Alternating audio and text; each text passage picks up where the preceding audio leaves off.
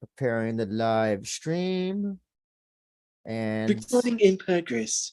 yeah, well, it should be live stream in progress. But oh hey, we are live. Hey everybody, you're listening and watching the We Are Rising podcast. This is your host, Andrew Benjamin.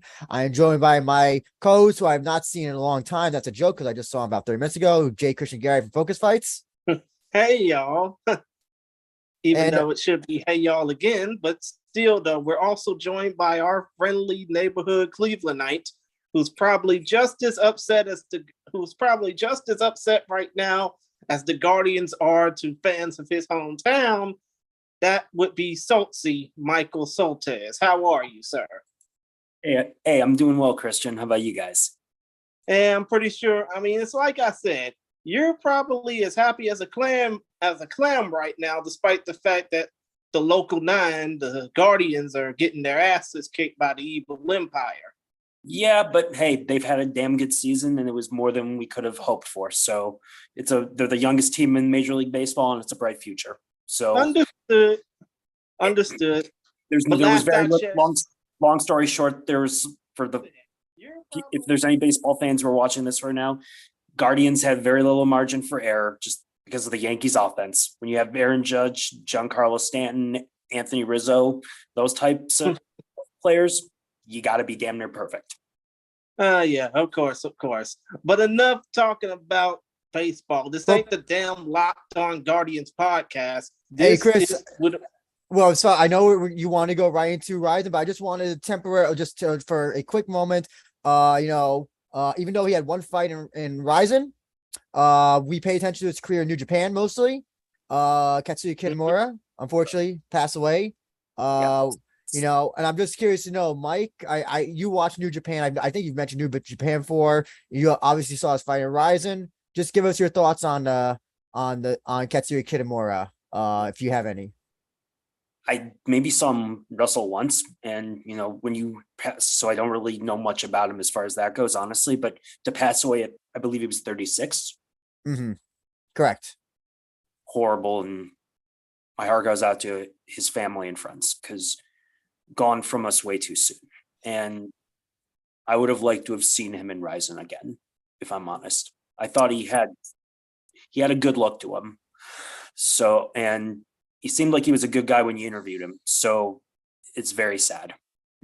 Chris, you want to give any quick thoughts or any memory that you have of seeing him wrestle, or any other thoughts on Kitamura?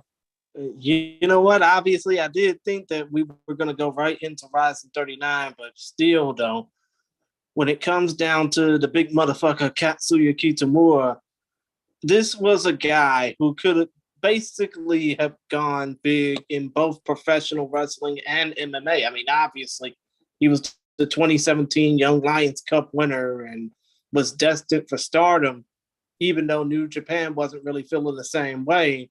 And then when he decided to fight in Rizin last year, albeit against Bobby Olagun, it was a surprise to many that he would even be fighting in MMA.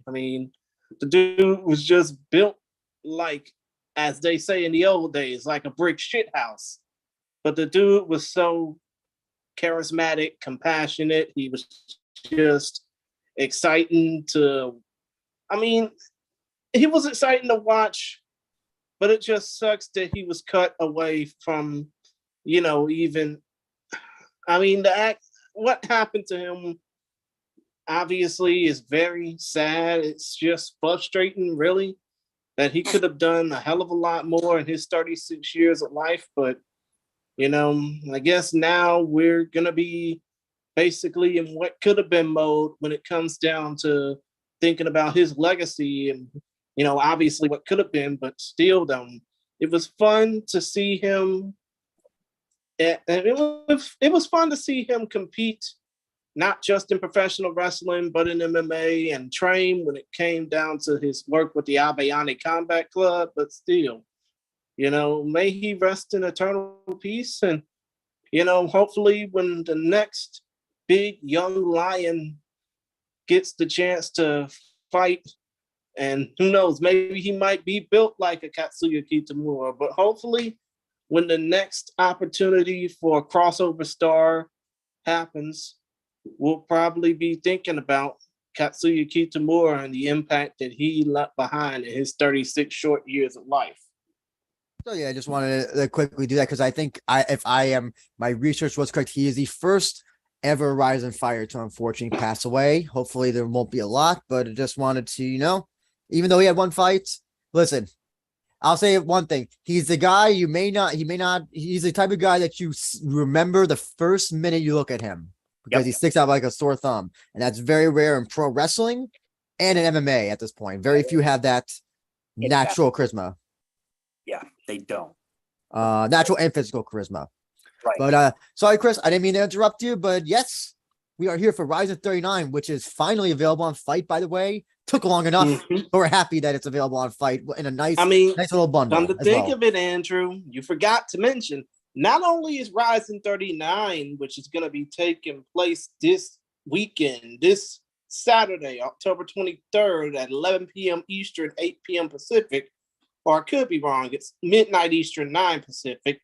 But still, though, not only is that event going to be airing courtesy of the folks of Integrated Sports Pay-Per-View, the largest sports and entertainment pay-per-view provider in the known universe, but also Rizin Landmark 4 will be taking place on, coincidentally, my 30th birthday, November the 5th at 11 p.m. Eastern, 8 p.m. Pacific as well on Fight TV and the Fight TV app.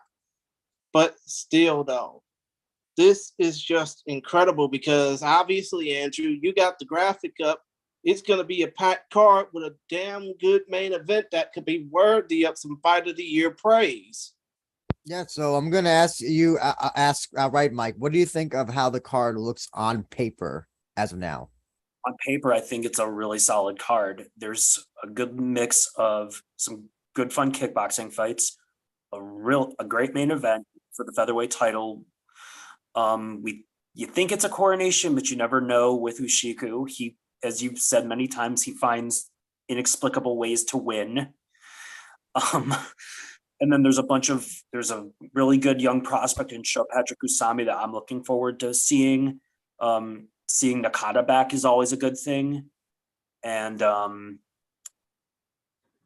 we'll see what we have with Yusuke Yachi. How much, maybe it's Yachi 5.0 or whatever he is this time. I don't know. Is this 3.0? I've lost count.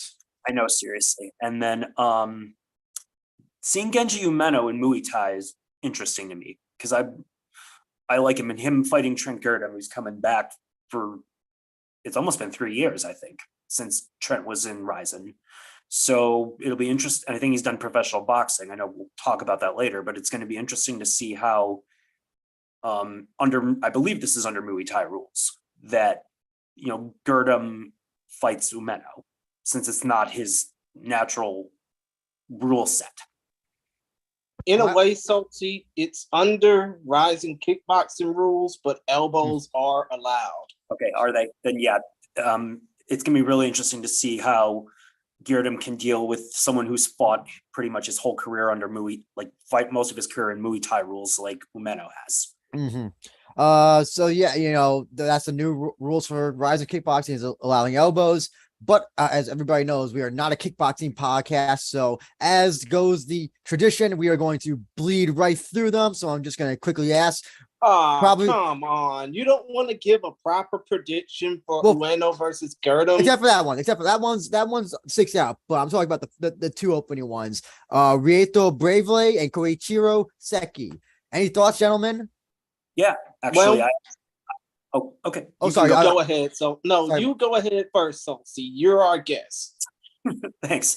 I actually tried to look up these guys today while I was for any footage. I couldn't find anything on Seki. Nothing whatsoever.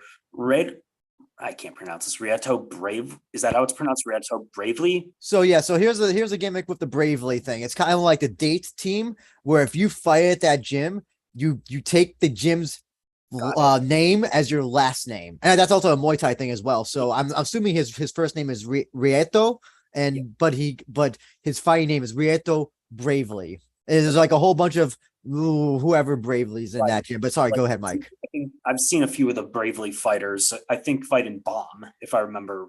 Yes. Oh, they're very common in Bomb. But sorry, go ahead. And then also some promotion called Kodo. I don't know. But anyway, Rieto Bravely, he's tall, rangy southpaw. He seems like he's relatively well schooled. So based off that, I'll just go with him. But he's a Muay Thai fighter as well. And like I said, he seems to have pretty decent technique. And I don't know what Seki brings to the table other than he's a lot older. I believe he's 36. And here's the most fascinating thing about Seki. If you go to his record page, he beat a fighter who goes by the name Undead Zombie. I saw that. And I had to look up this fight. I was just like, what type of fighter goes by that name? You can find the fight on YouTube, actually. God damn it. I tried looking up Koichiro Seki. You gotta look him up something by the Japanese names as well. By their kanji or however they spell it. But yeah, you can find that fight, Koichiro Seki versus Undead Zombie on YouTube. And I think it was through Kodo as well, maybe. Maybe I was wondering, would he fight? Did Undead Zombie fight Chris Redfield? I was like, yeah, it was like, I'm surprised that Undead Zombie hasn't fought on Rizin. That's like the perfect Rizin fighter. Chris, do you have any? Speaking of which, the one person, oh my God, what was her name? The one that looked like the Japanese woman Undertaker. Sasori. If only she would have fought in Rizin, that would have been unbelievable. Oh, she would have been a perfect Rizin get for kickboxing. Hey, Chris, any thoughts? Rieto Bravely, Koichiro Seki? Well, as far as Rieto Bravely goes, the dude is only like, what, 20 something? Very 22? young. Very young. Very tall also as well. He's a bantamweight. I see. But still though, as far as this fight goes, I think it's gonna give way to Reto. I'm not really gonna say much about it, anything else, but still though, it's a fight that I'm pretty sure Reto, being the younger competitor, will win. Now, as far as the second fight goes, Jogo Kuriaki versus Kakaru, I don't know much about them, so let's just skip it. No, well, I want to ask Mike. Mike, you did your research. You get to have some say. I did. I found several fights of both of them, actually. Tell us about Kakaru. I can't believe that's his actual name. That's gotta be like a. That's gotta be like a. It might be his first name, but he fought. I think I want to say 3 weeks ago in Rise West. I did watch that. Yeah, I did watch that. Yeah. I was impressed. He was, I don't know the quality of the opposition, but he was really aggressive. He throws wide punches, so that might be an issue if he gets countered, but he's pretty fast and he can punch. So he's going to be aggressive. And Shogo Kuriaki, I believe that's how you pronounce it. Yeah. I think he's like 41, 21, something like that, but he's also aggressive and he's kind of tall and he can punch as well. So, and as I said, they're both aggressive, and this is going to be, I believe this will be a good fight. I'm going to go with Kakeru. Okay, cool. Also, Kuriaki has fought. He's one of those guys who like fights and everything. He does Muay Thai. He's done shoot boxing. And actually, he does have a win over one of my favorite shoot boxers, Seiki Uyama, who is always on Rise, always on Rizin. So I think I would favor that guy and also he goes by nickname Genius. What an interesting nickname. I don't know. Compared to Tetsuya Naito, what's more of a genius, Stardust Genius or just a regular genius? I don't know. I'm thinking. I'm about a sweet genius. Yeah, what I'm referring to. I think with those two fights, I think it's clear who Rizin is kind of favoring towards. You could kind of sometimes usually see like, okay, one guy clearly has lots of experience versus somebody else. I'm pretty sure that's not Kakaru's full record, but my guess is probably because it's not as extensive as Mr. Kuriaki's. And same thing with Bravely and Seki. One of them has much more extensive experience. Also, just not in kickboxing, but Muay Thai and the shoot boxing, all that stuff. And also, by the way, as well, Bravely has a win over Naoya, who did fight in Rizin. I think it was because Rizin 12. I think it was. I mean, like, this is one thing I hate about Japanese kickboxing is that you have all these fighters who just go by one singular name. It'll be like Naoya, and there's 10 fighters who do that, and Kenta or something like that. It's like I type in Kenta, and the first thing that comes up is the pro wrestler. So it's like, yeah, you don't help. It doesn't help. It's hard to do research on these guys sometimes. That's why I always try to find them by their Japanese name. Chris, I have a question. Did you get to talk to Trent Girdham yet? Is that whole thing working out, or is there anything that you can talk? Unfortunately, I've been trying to get at him for a matter of weeks, but unfortunately, he hasn't been able to reply back to me. I'm pretty sure, considering the fact that he might be in Japan right now, I'll try reaching out to him by the time the night is through, but I'm gonna probably get at him before the fights happen on Saturday night. Okay, gotcha. I'm just gonna read a little bit of the chat that's going on right now. Babu Jack the second says elbows in the Genji fight, which we'll just talk about shortly, is a good move. He destroyed a man's face last time out in knockout. And Bravely had a fun fight in knockout in spring. Moby Dick Judge Holden, thank you again for coming in. Says that Ushiku lost to a fighter named Jason. And I know who he's talking about. There's a fighter who goes by the name of Jason. I think he's a gladiator fighter, if I'm correct. Maybe. But yes. And so now we need to have undead zombie versus Jason sometime down the line. And you cannot convince me otherwise. But yes, Ushiku does have a loss against a guy named Jason, and also got knocked out by Daisuke Nakamura. But yeah, let's talk about Genji Umeno and Trent Girdham. I'm actually surprised though that Rise didn't try to book this. This is like the perfect Rise fights. So Mike, they booked Khan Nakamura full swing one time. That's true. Oh no, that was Rise. You said you were surprised that Rise didn't book this. Yeah, gotcha. But yeah, so Mike, tell us your thoughts. We got Umeno, Girdham, both extensive experience as a kickboxing. Girdham, he's a listen, this guy, you ask him to fight, he'll ask you what day and what time and how much does it pay. So he don't care. He'll fight you in boxing, Muay Thai, grappling. He'll maybe do Krav Maga as well. What do you think about this about this fight? Also the return of Girdham, because last time he fought was he's 0-2 in Rizin, I think, in MMA. Rizin's 20 against Naoki Inoue, or 21 against Naoki Inoue, February of 2020, before the pandemic. Yeah, and then he had the Victor Henry fight before that as well. Mm-hmm. So yeah, what do you think about this fight? Do you think that Girdham will have the advantage, given that he has been training extensively in kickboxing, or is Umeno just going to be like, listen, I'm Umeno, I've been doing this shit since I was 12. You got nothing on me, Mr. Australian. I think it just comes down to whether or not Umeno is washed up or not, because he's had so many wars, so much wear and tear on his body. I think he's only 34, but it's an older 34, especially with how Muay Thai guys go, with how many fights they have, the training, etc. And I believe Girdham's in his mid-late 20s. He's very young, very, very, very young. Sorry, go ahead.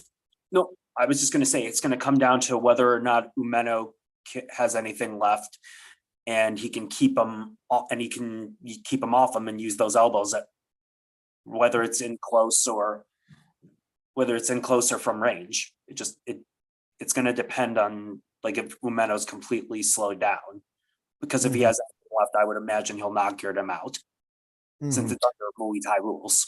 We have a good point in the chat by Daniel Dzubecki from Poland, who says adding elbows to this game favors Umeno a lot. I think all the kickboxing, so the first two we talked about also have elbows. So that'll also favor the more Muay Thai guys. But going back to Daniel, he says that it should favor Umeno a lot, but should be extremely entertaining. Not always putting MMA fighter in kickboxing worse, but here it should be good. But I think this is a little bit different because Girdham is just not an MMA fighter. He is he's trains regularly and has had pro boxing matches and pro shoot boxing and pro kickboxing. So it's not like the full swing Khan Nakamura where like, okay, yeah, full swing's a striker, but he's not training for kickboxing rules striking. So where you have a clear disadvantage, or I think probably the most famous one we can remember, Jerome Banner versus Don Fry, where Don Fry, listen, Don Fry was known for his great boxing, but put him up against Jerome Banner, JLB is gonna knock you out. The only thing I can remember with the most prominent one that I can remember for a MMA fighter beating a K1 level striker was Quentin Jackson beating Cyril Abidi twice. And I think here's the thing, Kyoji Horiguchi showed a great, was very tough opponent for tension as well. So, but I think Gurdam, the thing is that he's just not solely an MMA fighter. Yeah. And going into this, especially with the Babu Jack says, don't believe the other kickbox have elbows. Okay, never mind. Okay, that's interesting. I thought it was elbows across the board for Rizin kickboxing from now on. Because Kuriaki's a Muay Thai guy as well, and so is Bravely. That's why I would have thought they'd have elbows. And I thought they started allowing elbows after Nadaka. They started booking Nadaka because Nadaka's entire his strength is his elbows. Okay, I stand correct in that case. Daniel says Kid versus Masato is the best thing that happened. Of course, and CJ says more of Banner talk. Unfortunately, we don't have time to go over Banner's entire resume. CJ, maybe one other day. But Chris, you could write a dissertation about it. Chris, I want to pass it on to you. How do you think this fight will go between Umeno and Gurdam? We already explained the differences in how these two approach the fight. Gurdam have the MMA background and but still has a good strong boxing background, and Umeno has that Muay Thai. How do you think this fight can go? Well, to be honest, considering the fact that this is kickboxing with elbows, you would have to say that Umeno was going to win this fight. Obviously, because this plays more into his background. But when it comes to Gurdam, obviously he has taken up boxing since the pandemic. I think he's 2-1, 3-1. I think maybe 4-1 now in boxing. But still, though, he has taken up boxing during the pandemic, and I think it might work on his footwork a bit more. It's just the fact that even though Gurdam has trained under Tiger Muay Thai, I don't think it's going to help him much in his cause. But I would love to see how well he does when it gets to the nitty gritty, when obviously he's going to have to learn how to defend kicks and punches and try and, not spam a takedown. So here's the other question I bring up as well. And Mike, I'll ask you this. Both of them have no wins in Rizin. As Umeno had the no contest headbutt thing. Think of it, Andrew. I hate to interrupt, but you said no wins in Rizin for either of them. Something's got to give here. Yeah, so I was gonna say, how much do you think that'll factor into this fight? Being that they're both, someone's always got to go in the pro motion. I think that the pressure's more on Umeno because Gurdam can at least go back to MMA. Interesting. And the thing about it is with Umeno, if he loses to an inexperienced kickboxer MMA fighter, what's that going to do for his reputation at this point in his career? Like I said, he's 34 years old. He's getting up there. It's not like he can just come back from this like that. If I were him, I'd be training like hell because I don't want to lose again in Rizin again especially to an MMA fighter. But that's just me. The other thing also I should mention as well. So is that Umeno trains out Bravely, same gym as Kuriaki as well. Phoenix is a great gym, great kickboxing gym. Has a lot of champions, winners that come from that. And with that also being said, I have a question. Do you think age is Do you think that has, when someone gets older, past the prime, is that more of a detriment, do you think, in kickboxing or MMA, Mike? I Or think both? I think it's both, but once again, everyone's body is different. You can be 30, you can be 39, but you can, if you take care of yourself, you train properly, you don't blow up between fights, etc. You can, even if your reflex is so a little bit, but if if you have that technique and you're in good enough shape, you can compensate for slower reflexes. If you constantly, like Bernard Hopkins in boxing, he was the master at preserving, at keeping himself on weight, never blowing up between fights, etc. Whereas someone like, say, I don't know if you'll know who this is, but Vince Phillips, former 140-pound champion, he once, I heard of him. I believe it was the Tehran Millet fight where he was 190 pound, like 180, 190 pounds, and he fought at 140. He had to lose all that weight before that fight.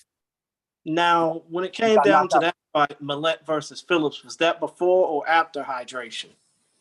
That was before. He fought after hydration. That was after the 24-hour the weigh-ins.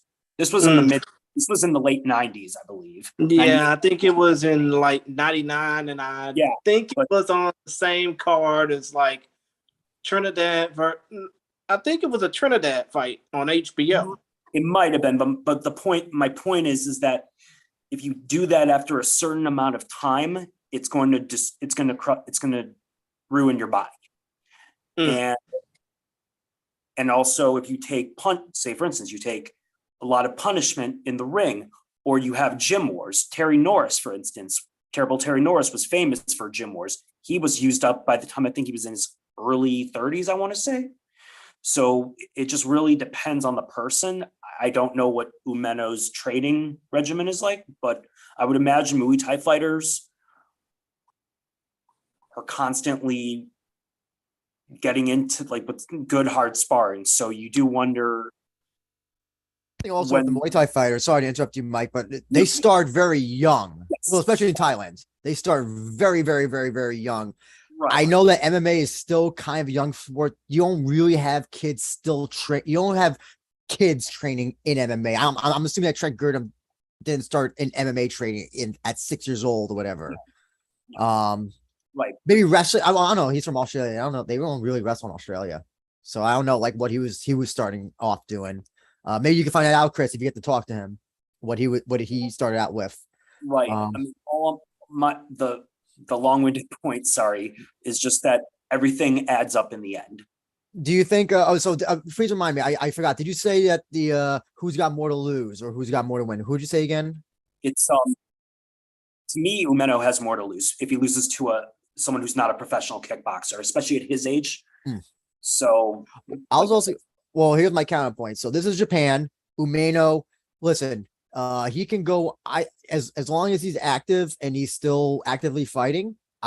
Listen, you could get a call from Rise. You can get a call from Knockout. Maybe even Rise will call you back. But if Girdham goes 0-3 total in Rizin, do you think would that be an incentive for them not to call him back? But listen, they're calling him back for a reason. They haven't, I think they were trying, bank on this guy, mainly as an MMA fighter, but he went 0-2 and yeah, he looked good in those two fights they had against Henry and Inoue, but lost in the end. Do you think that this will hurt his standing in Rizin long term? If he does lose? No. Not at all, because it's not his natural rule set. So if I was Sakakibara, I would just, you know what? If he actually is if he actually does well, it's just great. It's gravy. But his value is as an MMA fighter. I just think he's being brought in just because they need an opponent for Umeno. Well, also, do you think maybe he's not doing MMA anymore? Because I mean, his last few bouts were boxing, so maybe it's very possible. Is it? But I wonder, if they called him like, "Hey, we would like to book you for a fight." He's like, "Oh wait, no, I'm only doing kickboxing now," and they're like, "Oh, okay." So then they called Umeno or somebody, that was like same weight class. So I'm not just speculating. That's just a speculation. I'm doing the chill son, I'm just speculating. Um, Of course, Andrew. did we give predictions though? Sorry, just quickly, did we give predictions? I mean, no, you didn't really give predictions out, but I will say this. I do think that this fight will probably end in a decision, and it'll probably be Umeno winning, but I do think that Gurdam will at least bust his ass to make himself, lovable, even though it might be in a lovable loser sort of way, but still, though, I do think Gurdam will at least try and make this fight watchable. Mike? Umeno by decision. Mm-hmm. I just think his experience will be too much at the end of the day. I think it is a tough fight. A tough fight to pick. Umeno definitely. I know he looked at his last one fight. Not last one. His last Rise fight. But I mean, it is his sport. I always tend to venture to the person who's, if it was a grappling thing, I'll be like, oh, clearly Gurdam, because he's obviously got the MMA experience. He knows grappling. But yeah, I think I'm gonna have to go with Umeno on this. I don't think it'll be a lopsided decision or like a 3-round beatdown by Umeno. I can't see it going that way.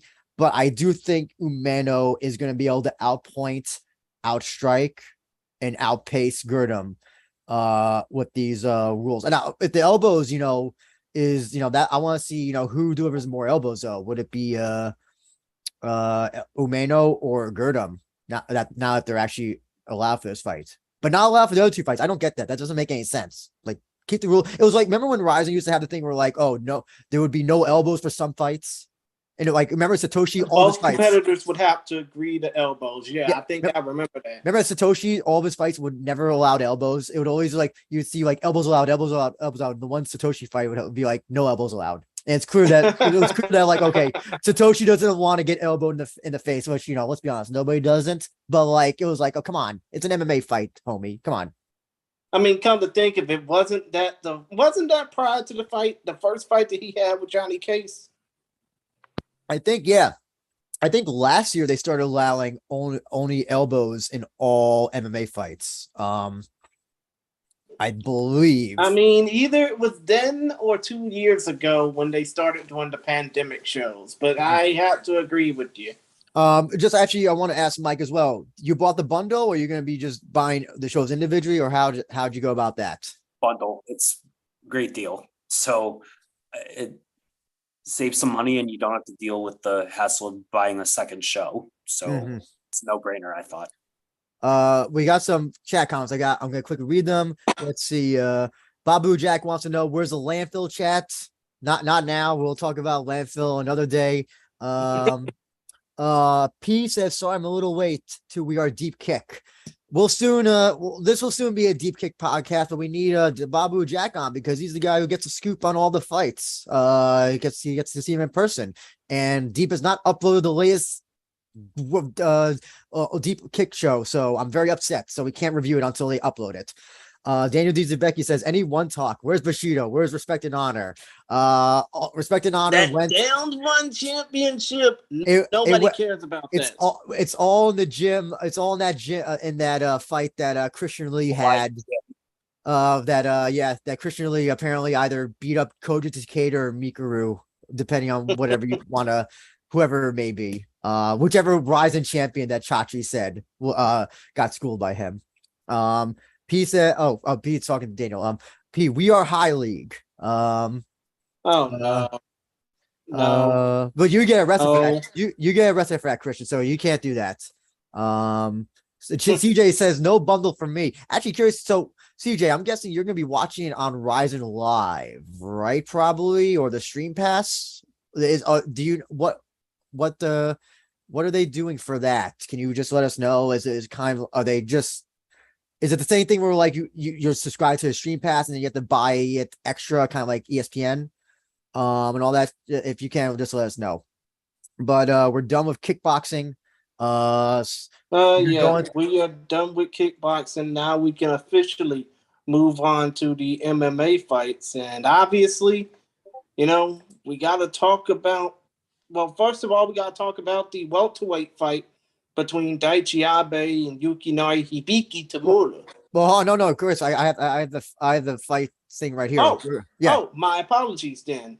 Then I You, guess we're going to talk about Tezuka versus Mamadov, which is the first MMA fight on the card. by the way, as well, just to mention as well, we'll talk about what was supposed to be Vugar's fight. I'm pretty sure that Mamadov and Vugar are going to be sharing a plane ride to Japan, but unfortunately, Vugar got a hernia injury. I'm not so sure what the extent of that injury is.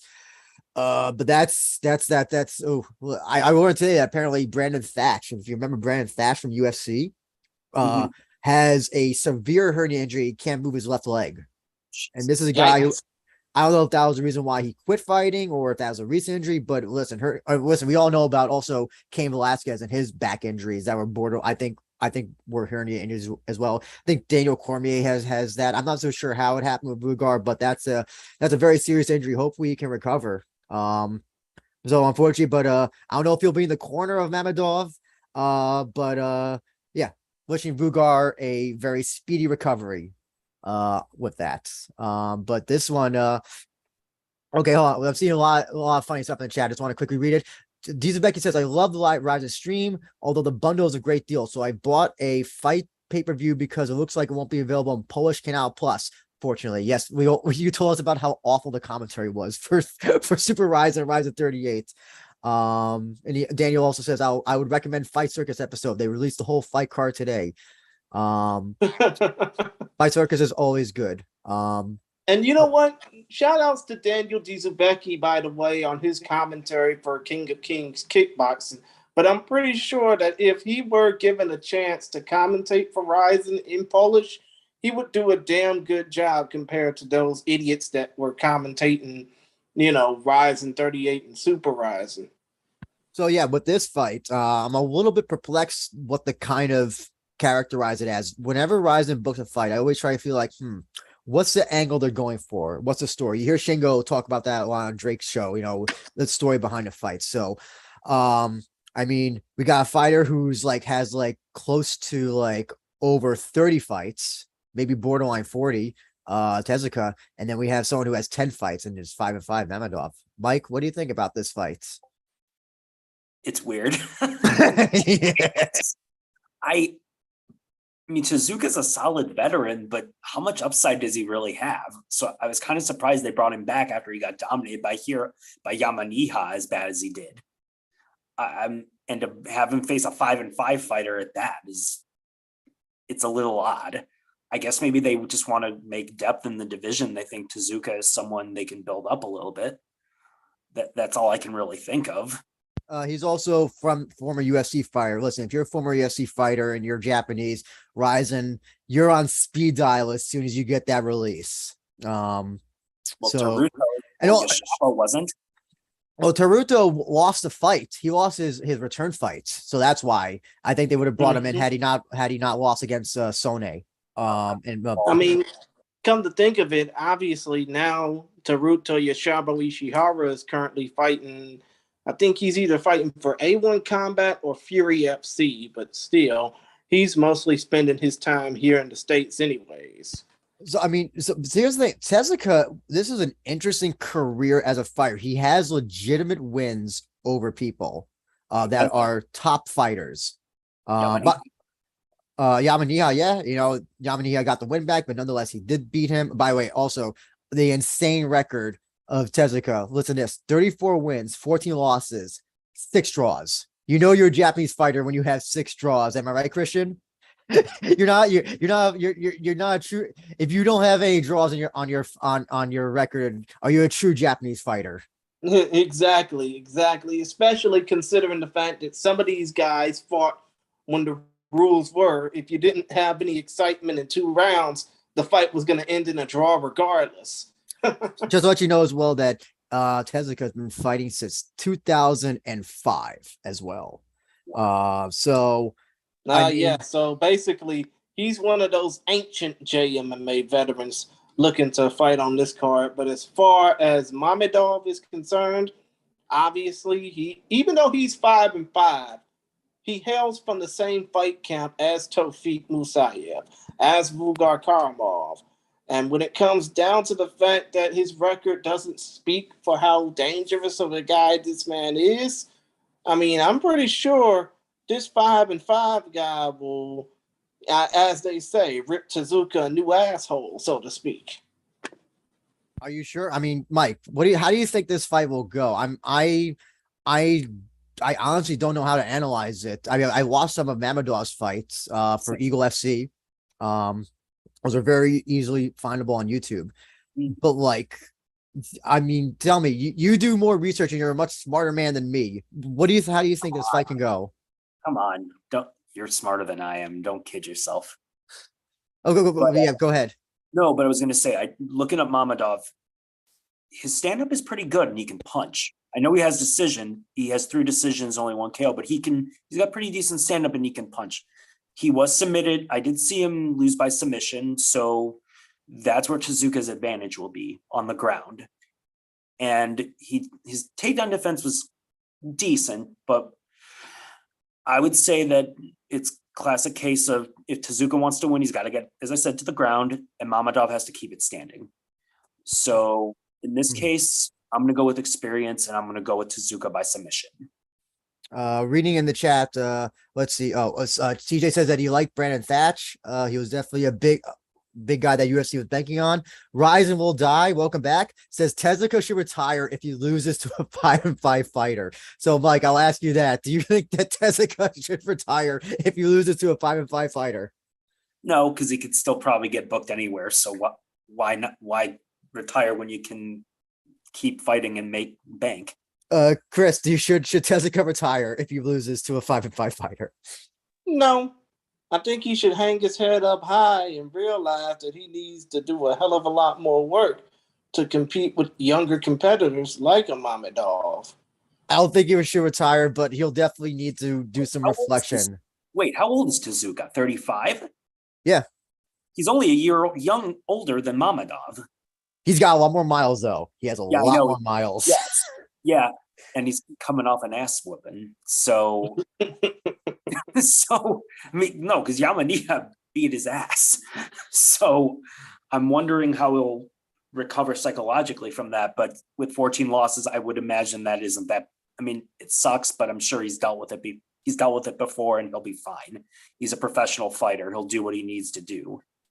Rizin will die says that Tezuka took Go Kashiwazaki's undefeated streak, and that Kobe they all says wish Go Kashiwazaki didn't disappear. That's a funny thing about these Japanese fighters. Some of them just disappear and you never hear from them ever again. Chris, I'm gonna throw it to you now. You know, you're familiar with Tezuka. I don't know if you got some chance to see some of Mamedov's fights for Eagle. Mr. 5-5. How do you think this fight will go? I think this fight's going to be action-packed from start to finish. And I don't think it'll last into the 3rd round. But I do see potentially, I mean, it's like I said, don't judge a book by its cover. I do see Mamedov winning this by way of TKO. Really? Okay. So it's interesting. I was trying to think that like who Rizin is kind of, what are they going for? It seems like every promotion right now is trying to bank on some sort of, okay, so UFC is now a Dagestani promotion, basically. We got Bellator, which is kind of now like a Russian promotion, borderline European. I wonder if Rizin is trying to do that with Azerbaijan, because they were the first to find Tofik, then they got Vugar, and now they got Mamedov. So I wonder if they are actually legitimately, if they're booking this fight so that Mamedov can get a win, and maybe they need a 135er for from Azerbaijan to be in their division.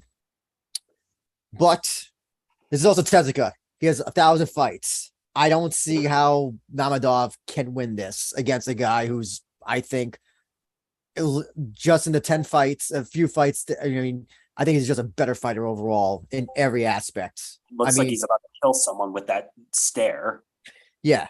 I mean, I guess the wrestling aspect, maybe Mamedov could be slightly better, but like, I mean, against somebody like I mean, if Mamedov just steamrolls through Tezuka, okay, fine, I'll eat my words, but like, I don't see in the few fights I watched of Mamedov that what he could do to Tezuka. I know that Tezuka lost his last fight.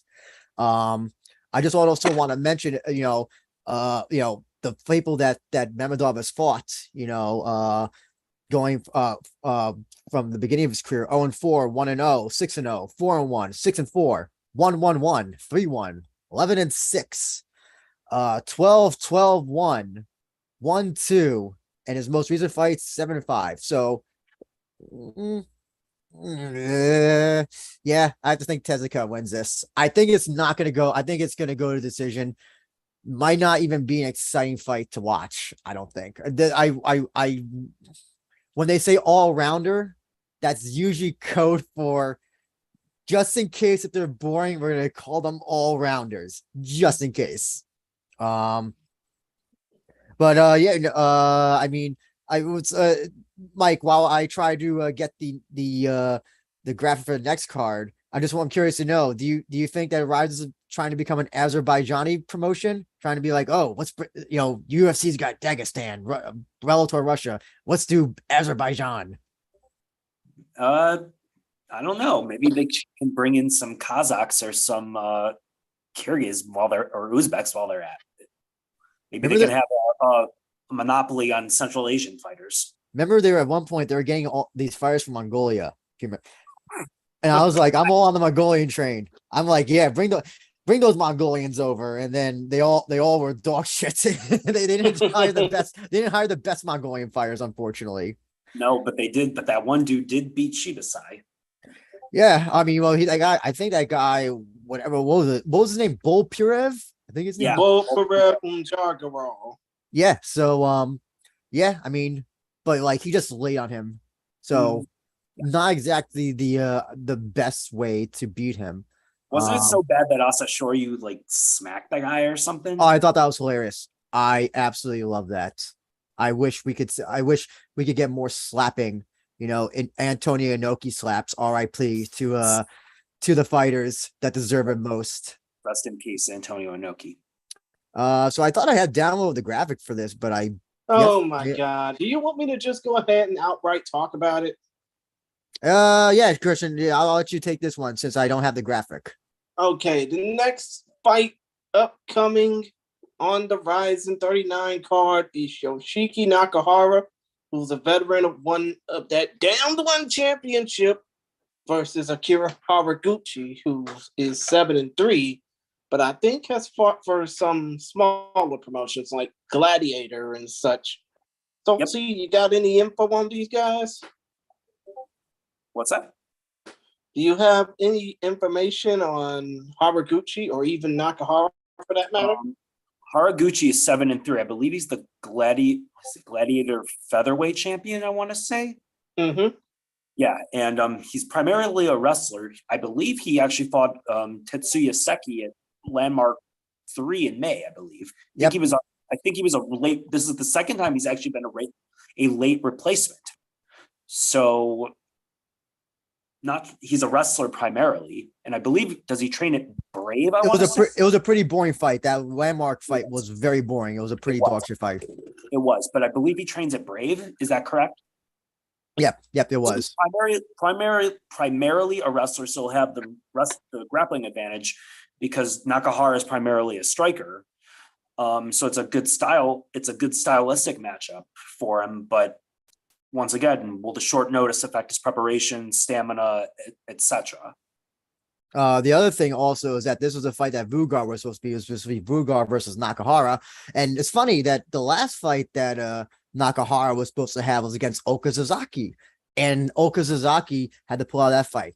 I don't want to say that there's a little bit of suspicion when, a fighter, and two of his original fighters pull out. I don't know.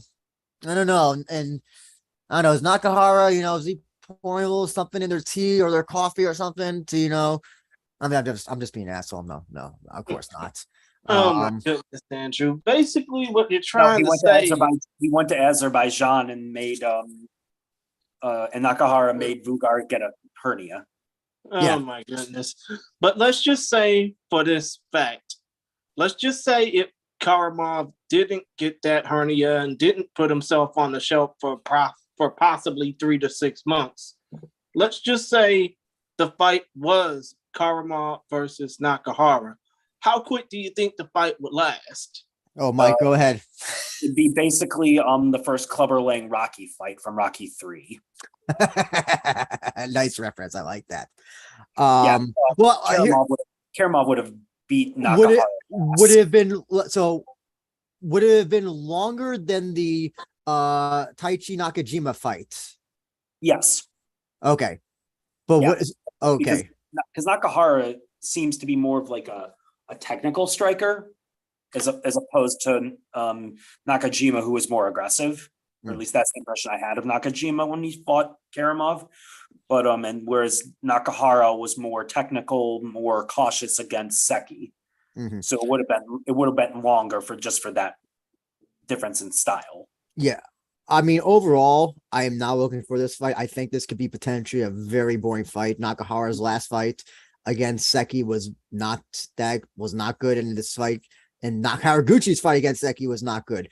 So this is this is tentatively can be a very, very boring fight. But I also know that Rizin's very much developing that 145 division. Is probably their best division right now, next to bantamweights. So so actually, yeah, I'll ask you this, Mike. How do you think? You did kind of answer it, but do you think this fight will go the full 3? Yes. Yes. Oh, okay. Unfortunately. Yeah, no, I agree. Grist, how do you think this fight will go? Nakahara, Haraguchi. Will it go could it possibly be exciting, or will rest of tears? I think you're probably in the latter category on that one. I just hope it doesn't bore us to tears and this fight is actually worth giving a damn about. But as far as who wins, I think it's going to be Nakahara who's going to take advantage of the late notice replacement. Yep. Yeah. I think we all are definitely in agreement that Nakahara has the time, training or preparation advantage. I mean, I don't know what Haraguchi's going to bring to this fight that he would have the advantage in over Nakahara. I get wrestling, grappling in general, because coming from Brave, possibly, but I mean, if Nakahara can, he's. I mean, he did lose against Gary Tonin, but that's Gary Tonin back in one. Tonin's an unbelievable grappler, so that there's no comparison there. And it was unsubmit. Was it an MMA or was it submission grappling? MMA. It was MMA rules. Okay. But other than that, it's I don't know. I'm very unsure of how this fight will kind of go. I'm kind of worried. I'm really worried. I'm glad it's very early, because this fight was later, I'd be very like, oh shit, really? We have to go through this. Here's what the theme of this card is, and Mike, I want to see if you agree. Is the theme of this card kind of, for the most part, veterans or people of lots of fights versus people who have much less fights than the other guy? A lot of the fights in this are veteran versus prospect, which is what Landmark is supposed to be. I thought not the numbers shows. This is what happens when you don't have the deepest roster and you run too many shows. I know. Oh, sorry, landfill. Excuse me. Sorry, Babu Jack. Landfill shows. I mean, yeah. I just hope this fight's good. That's really all I can say about it. Nakahara won by decision. Probably split decision. Even. Who knows? Sorry, Michael. Come on, dude. I bet you're probably one of those guys that say, "I hope both teams play well." Well, for this one, I don't even know if both teams will play well. Anyway, moving on to a much better fight. Chris, take this one away, because you talked to him and I talked to him. Yes. I had a chance to talk to him. You yourself, Andrew, had a chance to talk to him. Obviously, it's all about our boy, Hirotaka the Rich Nakata. At 5-3 overall, he will face his toughest test to date. when he takes on former deep champion at 25, 12, and 2, Takahiro Ashida. Now, Andrew, I'm going to actually ask you this first. We both talked to Nakata. Nakata said to me that he was really looking forward to this fight. He's actually, he's not really taking this fight lightly because he is hoping that this fight is going to be a stepping stone for his career. But when you talked to Nakata, what came to mind when it came down to him talking about this fight from your point of view? Well, yeah, same thing basically. He's excited. He thinks that he has every advantage over Ashida. He respects Ashida. He said he's got some game plans to beat Ashida and maybe even submit him, which if he does, that's great, but it'll be harder. I think it's easier said than done. Yeah. So I want to ask you, Mike, how do you think this fight will go? Ashida versus Nakata, kind of like old generation versus new generation.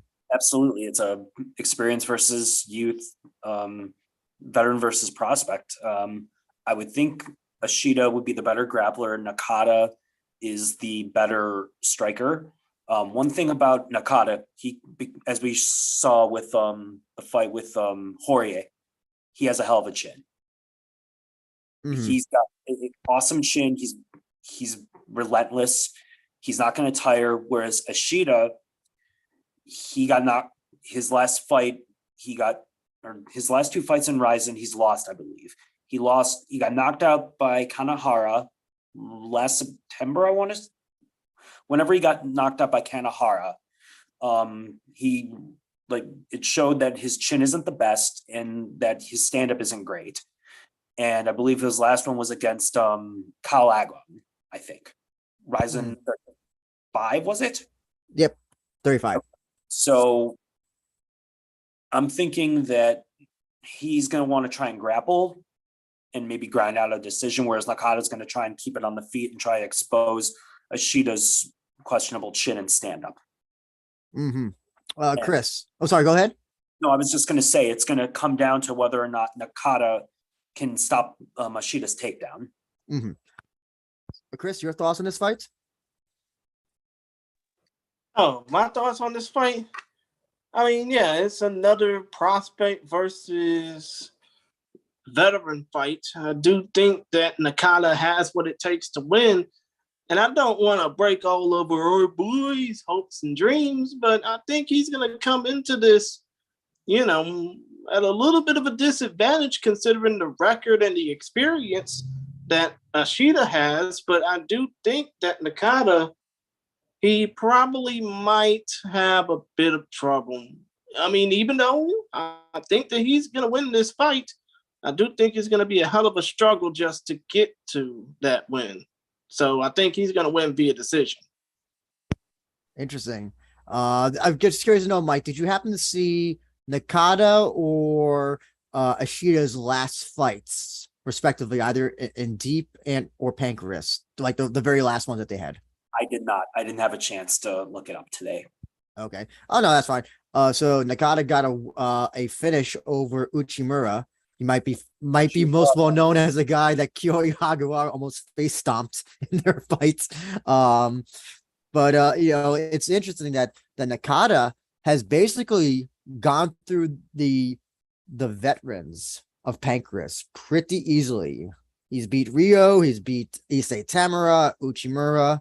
So he seems to have no problem going through people that are veterans. Like that domestic, like that lower echelon of domestic veterans at the lower end of at the tail end of their careers. Because Issei Tamura has been been fighting forever. I think Tamura has been fighting longer than I've been born. That's a joke, but like he's been fighting for a long time. And to fight somebody also like Tamura, who was well known for his grappling as well, and not to fall into his traps or Rio's traps as well. Rio's also a great grappler. I think this, the fight on the feet will certainly favor Nakata, but if it goes to the ground, that's where Ashida will be at home. But I think Ishida's chin has been very suspect in his last few fights. It's been he's gotten knocked out by someone like Kanahara. I thought that she was gonna run through Kanahara in that fight. I remember being just so like surprised that Kanahara. Yeah. So, I know it's a little bit biased, that we've interviewed him and that we're fans of him, but no, I do think Nakata wins. I think he will actually finish Ishida by the first round. Mm-hmm. Are you basically saying that as prediction or a spoiler? Yeah, that's a prediction. That's a prediction. I can't, no spoilers here, but I definitely see Nakata winning this by first round knockouts. Andrew, I was gonna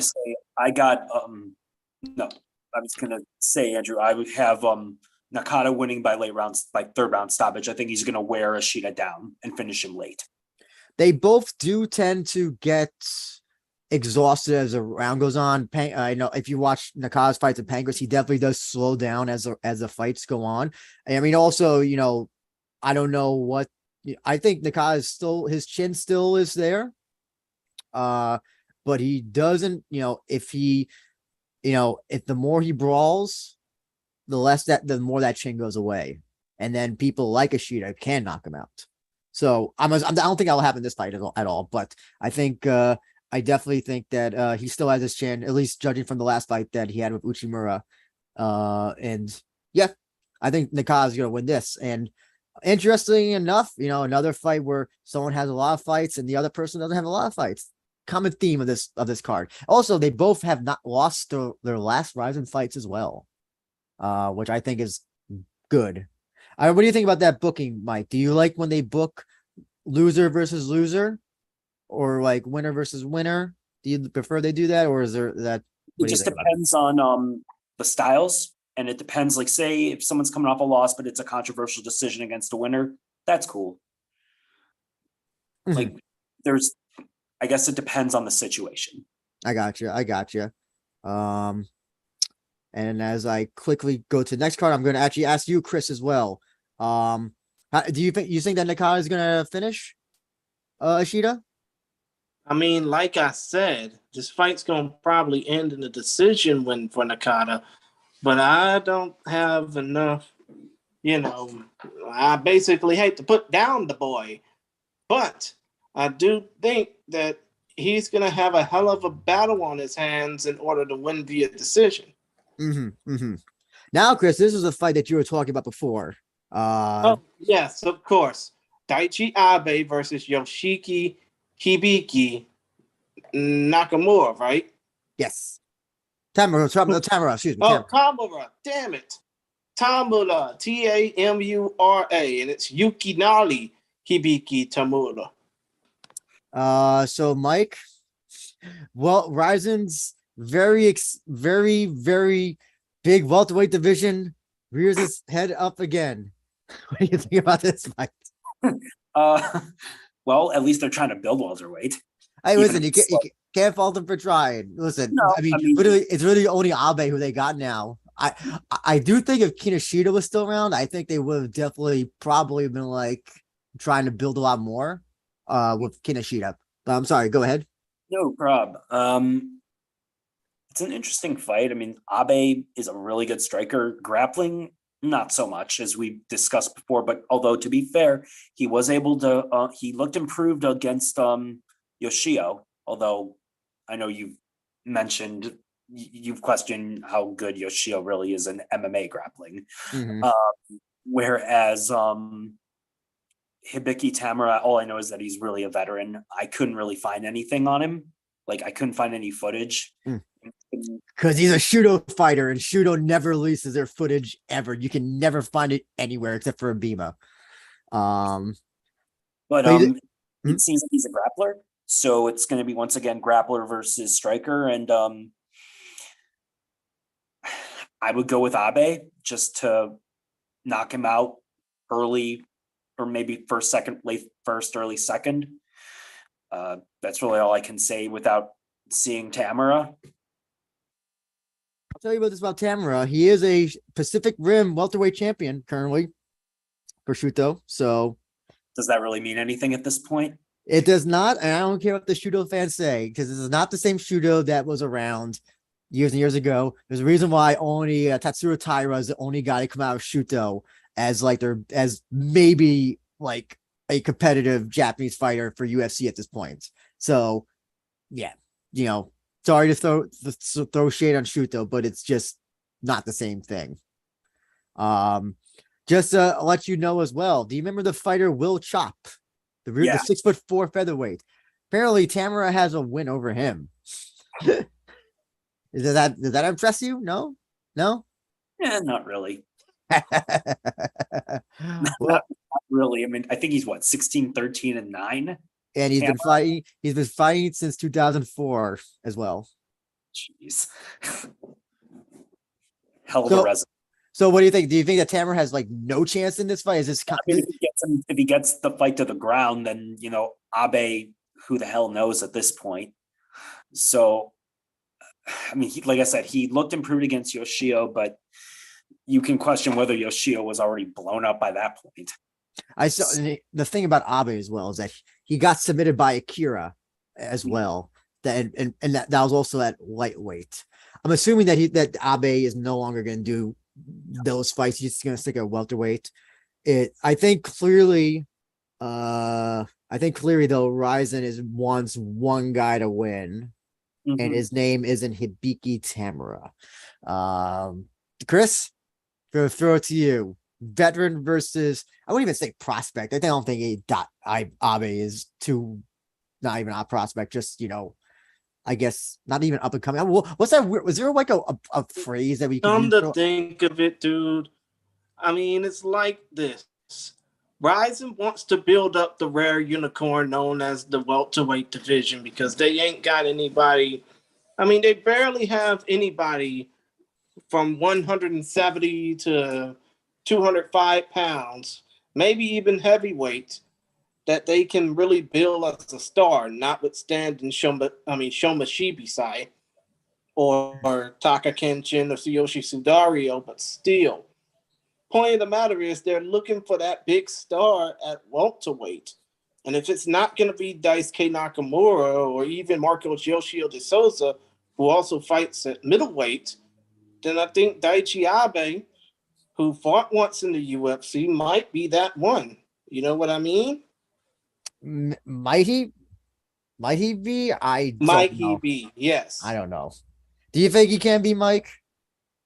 If they match him carefully, sure. But I mean, there's barely any welterweights who are in Japan. I mean, I looked it up a couple weeks ago, just curious about if there's anyone, and there's not much. Like on Tapology, most of them were like retired, were like older, like blown up lightweights. Well, here's the thing. Daichi Abe is the number 3 welterweight in Japan, according to Tapology. So who's 1 and 2? I mean, I hate to basically bring it up like Andrew and I were talking to Anthony El Toro Burchak earlier, and Burchak mentioned at one point in time, Manel Cape was like the best MMA fighter in Angola. That's like being the best figure skater in Jamaica. I mean, come to think of it, you're going to have international competition fill up this division just to make it worthwhile. But I do think that as far as Japanese fighters are concerned, Abe, as an active fighter, might be their pilot light, might be their shining star, so to speak, in the welterweight division. Right now, yeah, that's probably their best bet as of now. I mean, he's a solid fighter. He's exciting. He can be exciting depending on who he fights, but that's about it. I think though, when it comes to welterweight, if you gave me a choice, if I had gun to my head and I had to build a promotion around either like Kinoshita or Abe, I go Kinoshita. 10 out of 10. I think he also much more of a better personality as well. Kinoshita has that Osaka attitude. But here's the thing though. Kinoshita just got signed by the UFC. I know. I'm just saying as a hypothetical. If you had gave me a choice, if it's like I'm Shingo or I'm whatever, like we only pick one of them. That's the guy who I pick. I know he's with UFC, but yeah, I just said as a hypothetical. You said 9 times out of 10? Yeah, 10 out of 10. Kome Day says Will Chop will be fighting at Fight Circus coming up, so keep in mind Chop is still fighting. Apparently, I didn't even know that. That Rizin will. fucking abuser and that promotion are like two peas in a pod. No disrespect to John Nutt, by the way, but still, fuck him. Rizin will die. I love you. I love your username. Rizin will die. Says that Rizin will be better off building up a men's 115. What do you think about that, Mike? It'd be interesting. They'd have to primarily populate it from Pancrase and Shudo. And I mean, I think in Deep 2, I'm not overly familiar with that weight class, but there's not a lot of there's kind of both, but yeah, it's mostly Pancrase guys. They can build up a division with that in kickboxing, just not in MMA. Also, you probably would get Thai guys who are just doing Muay Thai and kickboxing and not MMA as well. Obviously, the best strawweight fighter in the world is a guy named Jared Brooks, who's in one now and who will win the next won that strawweight championship next. So, but yeah, without somebody like a Jared Brooks, I mean, like nobody in America is fighting at 115 men's, and I don't think Europe as well, unless they're in boxing, of course. Yeah, exactly. That's what isn't 115 what Naoya Inoue fights at? He's bantamweight 118. Okay, wait, 118. Okay. I mean, either way, same weight class. Well, same weight range. Ish. It's same. Juto Nakatani. Yeah. Yeah, I don't think you could do anything MMA men's 115 right women's now. 115 maybe, or women's microweight, I think I mentioned before, but yeah. If we're talking about new divisions, but I mean, it's certainly a possibility. I mean, yeah. If they money in it. I mean, here's the thing as well, you know, with men's 115, you don't have to worry about the fighters going to UFC. No, maybe one at most, but yeah, not UFC. So that's the least kind of advantage of that. Yeah. Okay, so sorry, I know we kind of just so we could get official predictions. Mike? Abe knockout in the second. Chris? Abe knockout first. I'm going to say Abe knockout in the first as well. If you know, but I do always have a soft spot for the older fighters. And I also like seeing shit go down. Like clearly Rizin wants Abe to win, but it would be hilarious if Hibiki won. Yeah, look, if it goes to the ground, it's going to get interesting. So here's another little fact as well. I forgot to mention this before, but Hibiki has a win over another fighter on this card. Can anybody guess who it is? Don't look it up. Mike, do you have a guess? Ashita? Chris? Who does Hibiki have a win over that's also fighting on this card? Oh, no, Yachi. Okay, Yachi. Chris? Shinji Sasaki. Did you look that up or did you guess it? Guessed, because Shinji Sasaki is going to be the next fight we're going to talk about, and that's 5 pounds south. Okay. You are correct, Chris. Tamara has a win over Shinji Sasaki from 2009 Shuto. Oh my goodness. And it's kind of ironic that we're going to talk about that fight next. Exactly, yes. Shinji Terao Supernova Sasaki, who is returning to not only Rizin, but MMA after a long absence. He's going to be facing off against recent Pound Storm veteran, recent Shudo veteran, and recent UFC Road to Asia competitor, Sho Patrick Usami, 4-1.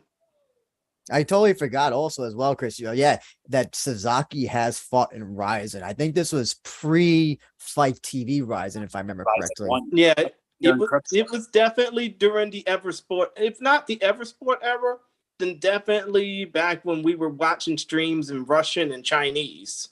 With that it was in Chinese. I think it might have been a Chinese stream because I couldn't find the event Rizin 1 live at all. Yeah, and this was the one that was part of the Breakfast with Fedor thing, right? No, that was Iza and Saraba, or the first two shows. Yeah, Iza and Saraba were the first two shows back in 2015. The one you're talking about is Rizin 1 back in 2016. Oh, I forgot. They did that whole thing where it was like they went Rizin 1, Rizin 2, and then they reset. They did like the Fast and Furious thing where they like reset. Oh my god! Oh, that was the one with that ridiculous grappling match with Tokoro and Sakuraba against Tamura and Vanderlei. You say ridiculous. I say 100% genius. Daniel Duzebeki says Rizin 1 was only available via Chinese stream. I remember this now. Yes, I remember. Because I found it on YouTube and remember those days where we're like, oh god, Alaska. That's what it was. Yes. Oh, those are some interesting days to watch Rizin. Yeah, by the way, Rizin will die brings up a good point about Usami did not fight and rode the UFC sadly. He had a very bad weight cut, I heard. And then I was into like I don't think it like but like it severely caused him like physical like a bad condition. So he got replaced. I think Jinosuke Kashimura replaced him, though I could be wrong in that. But nonetheless, yeah, he was supposed to be part of Road to UFC. But I think, Rizin saw the opportunity is like, okay, better get this guy before UFC gets him. So here we are now. Now, Shinji Sasaki. Here's a little bit of his resume of fighters. Guy Delamu, he has a win over Guy Delamo. Oops, sorry. Guy Delamo. Let's do Chan Yon Kim from Road FC. He was fighting Road FC for a long time. Bruno Miranda. Jonathan Vales, his most recent win. A guy who's been around the block since 2005. Mike, what do you think Not about to mention, the guy's trained at Abe Ane Combat Club and was one of the first guys to train under Megumi Fuji. And by also maybe one of the coolest nicknames as well, the Terral Supernova. I have no idea what a Terral is, but Supernova is a very cool nickname. But yes, Mike, tell us your thoughts on this fight. How do you think this fight will go against the veteran versus the young up-and-comer? Well, for Sasaki, I believe he's 42. So once again, it comes back to how much does he have left at his age with all the wear and tear. As far as Usami, he's got the grappling advantage in this fight. I did happen to catch one of Usami's fights. He's good. I think he has a boxing background, and I did see that I thought he had pretty good stand up. His takedown defense was okay, but he had good enough defensive grappling to where he was able to get back up and knock out his opponent. I believe it was shootout. So it's the same thing. If Usami can keep this fight standing, he'll knock Sasaki out. If Sasaki gets the fight to the ground, he could very well submit Usami. It's a good stylistic matchup. Who do you think? You think Rizin's banking on hopefully Patrick to win this? I'm gonna call him Patrick. Yeah, I do. I think they're gonna bank on Patrick winning the fight. I mean, he has a pretty interesting back. I think it was like a Japanese mother, Canadian father. Was it? Yeah, something along those lines. Yeah. So that's that's a really interesting background, and he seems kind of. I believe this is at lightweight. I think they're doing it at like 165. They're doing it at Eagle FC weights. I think super lightweight in this case, but catch weight to most. Okay. What is the catch weight? 160? 165. So in theory, could he make welterweight? Would he be the one that you build at welterweight instead of Abe? Who? Usami? Yeah. Oh no, I think he's too small for welterweight. Really? So what you're trying to say, Andrew, is that Patrick Usami would be better off at lightweight? I think so. I mean, I'm presuming that if the weight cuts go like good, that like nothing like bad happens, with this. Well, there's a reason why this fight's at 165 or Super Eagle FC weight, as I call it, because it is. I'm pretty sure that Patrick Usami doesn't want to have another bad weight cut. Right, and that's why I was wondering if he had such a bad weight cut at lightweight, wouldn't it make more sense for him to campaign permanently at welterweight because that's his natural weight class? Oh yeah, no, exactly. That's what I'm thinking. I'm exactly thinking that. But yeah, he'd be way too small for welterweights. The Abe is like 6'1", I think, maybe 5'11". Look at the frame, his frame versus Patrick's. Who other welterweights in Rise? I mean, I guess technically wasn't a welterweight, but Marcos Yoshio de Souza was kind of like that in between. So look at Right. yeah. But could Usami make 155? I think he can. I'm wondering, was that fight that he had, was that supposed to be at 155 or 14? I think it was supposed to be 145. I think that's what happened. Okay, if that's the case, then lightweight. But if it's at 165, then welterweight. I said correctly. No, it was 155. It was 155 that the UFC fight was supposed to be. Road to UFC fight. If his weight cut was that bad, then it wouldn't make much sense for him. If he can't physically make the weight, it would make sense just to campaign up 5 pounds north at welterweight. The other thing, also don't forget that Road UFC, that was in Singapore, if I remember correctly. So he's traveling while doing the weight cut. He's had all of his fights in Japan right now. So I think all of his fights have been in Japan. So he hasn't had to really travel that far while doing a weight cut. Maybe that was also another factor as well. So I think he can make 155 easily. That was his first time traveling while weight cutting. And I think that may have resulted in the very bad weight cut. That's just a theory I have in his pretty young MMA career. Just some things in the chat about Usami. Rizin will die. Usami did not fight in the UFC, sadly. Daniel Dizabeki, Crookshank soccer kick on Sasaki was a first KO by his technique in Rizin. Interesting. I didn't know that. Christopher Kalina says, Mike. So you have a fan. A good friend of mine. Moby Dick Judge Holden says he's only 5'9", so he'd be small. Yes, he'd be absolutely tiny for a welterweight. Chris, going on to you. Sasaki, veteran, Terrell Supernova, show Patrick Usami. How's this fight go? I mean, I think this fight probably might end via knockout for Usami. It doesn't matter if it'll be the second round or the third round. I just think they'll at least make it out of one round before the action gets hot and heavy. I do. Again, this is another one where I kind of like to see the veteran win because it's cool to see veterans win and kind of, keep their momentum going. But I definitely feel like Rizin is banking on show Patrick Usami to win. So let's do our prediction, fellas. Our final predictions. Mike? I'm going to go with Usami knockout in the second. I think he's going to be able to negate Sasaki's grappling just enough, keep it standing, and knock him out with punches. And like you said, I do think Rizin is trying to build him up because he's young and he's exciting. Mm-hmm.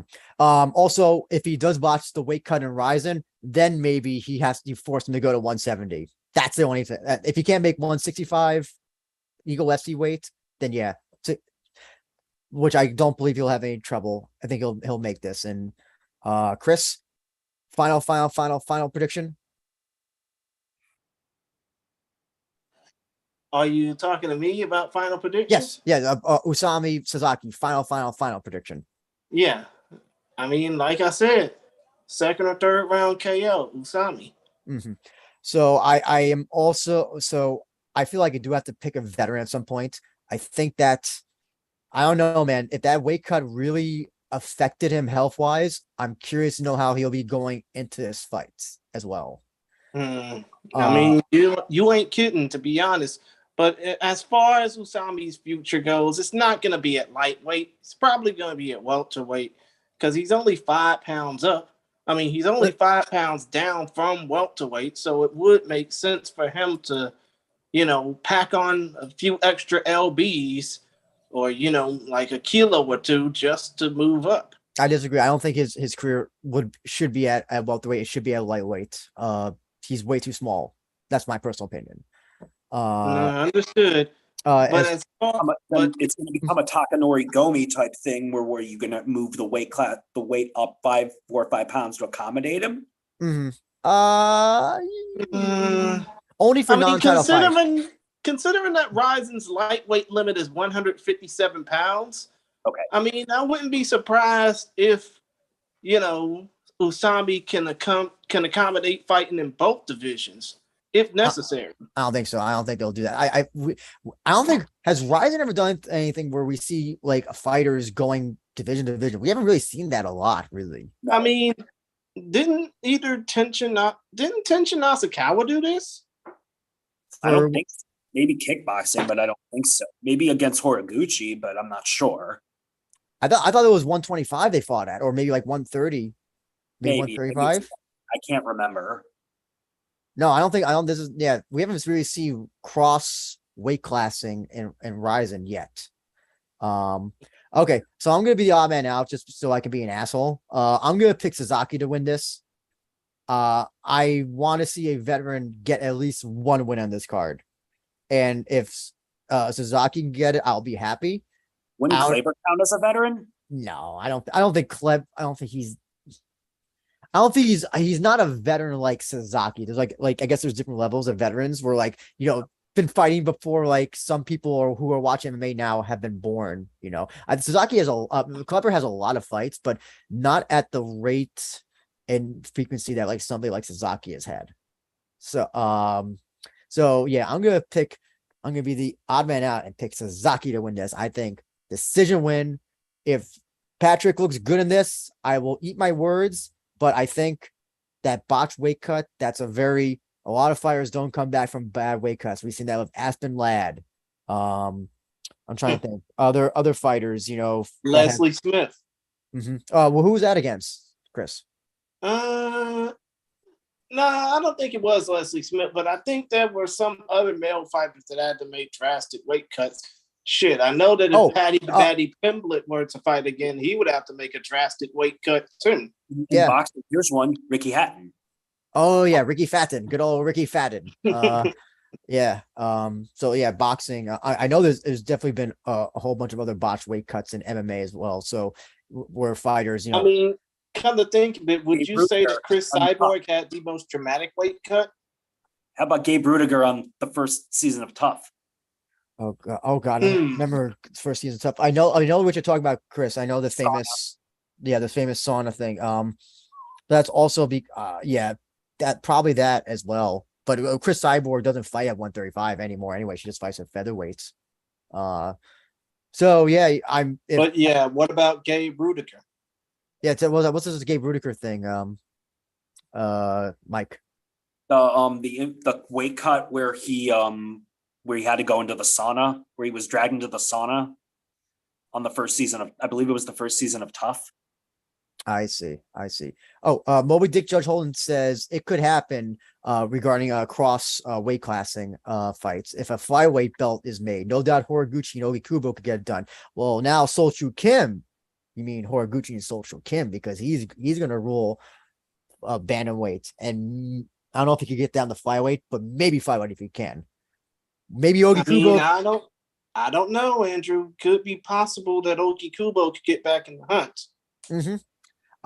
And speaking of getting back in the hunt, now we go back. Now we go into the Rizin International portion of the program, the Rizin International series, where it'll feature fighters that Shingo Kashiwagi scoured around the globe just to get. In this fight here, in the lightweight division, Koji Takeda will be looking to get back in the lightweight title picture when he takes on God's warrior from Honolulu, Zach Zane, who damn near ducked a fight with Tofik Musayev just to get here. Interesting enough, so Zach Zane got this opportunity. I don't know if you get a chance to listen to Jim Ozecki's podcast with Ensign Inoue, Yamato Damashi.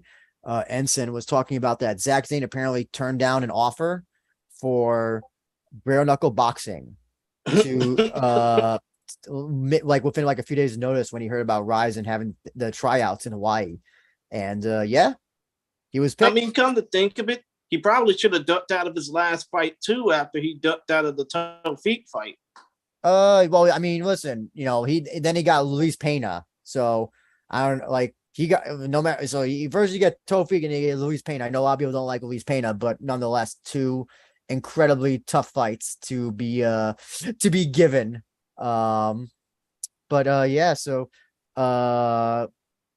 I mean, all I know is, Andrew, this fight was in the United States, and considering the fact that they were looking, I mean, I think it was out in Florida, where they were looking at Melvin Gilliard's recent string of losses and automatically figured out, this guy is not good. He's going to physically damage himself in that ring or in that cage.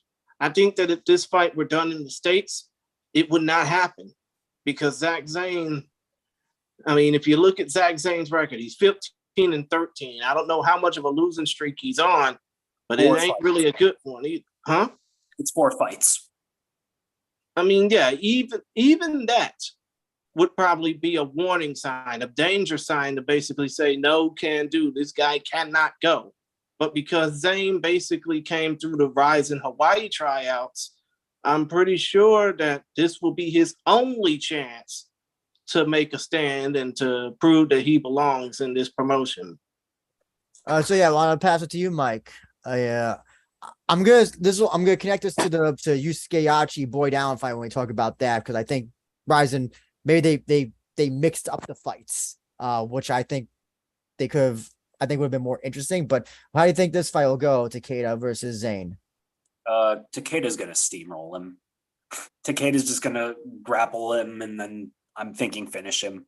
I did watch a few of Zach Zane's fights, and he seems to be okay at everything, but it seems like he's particularly vulnerable to wrestlers, and that's Takeda's bread and butter. I think Takeda's just gonna, like I said, steamroll him and overpower him, out grapple him. Basically, wherever Takeda wants to take the fight, that's where the fight's gonna go.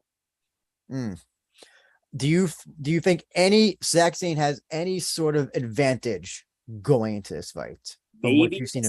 Maybe the stand-up. Takeda's stand-up isn't that good, but he's got a good enough chin to where I think he can go in and then just out grapple Zane. So Zane's gonna have to land the perfect shot to win this fight. That's interesting, because I thought you were gonna say the grappling, because Zane does have a bunch of submission under his belt, and he is a brown belt in jiu-jitsu. I just, like I said, I just think Takeda's grappling ability. Chris, what do you think? How do you think this fight will go? I think it's going to be a gimme fight for Takeda because, even though it sucked that he defeated Johnny Case and Baynoa, and obviously he lost to Spike Carlisle, you can't deny the fact that this dude has been on a tear. Like, even though he lost to Damian Brown, of course, in his first Rizin bout back in 2019, the dude's pretty much been on a tear in Rizin as far as winnable fights, notwithstanding Yachi and Spike Carlisle. But still, though, I think this is going to be a gimme fight in the case that they're building Koji up for something. They be in Rizin. And a win over Zach Zane would mean next to nothing.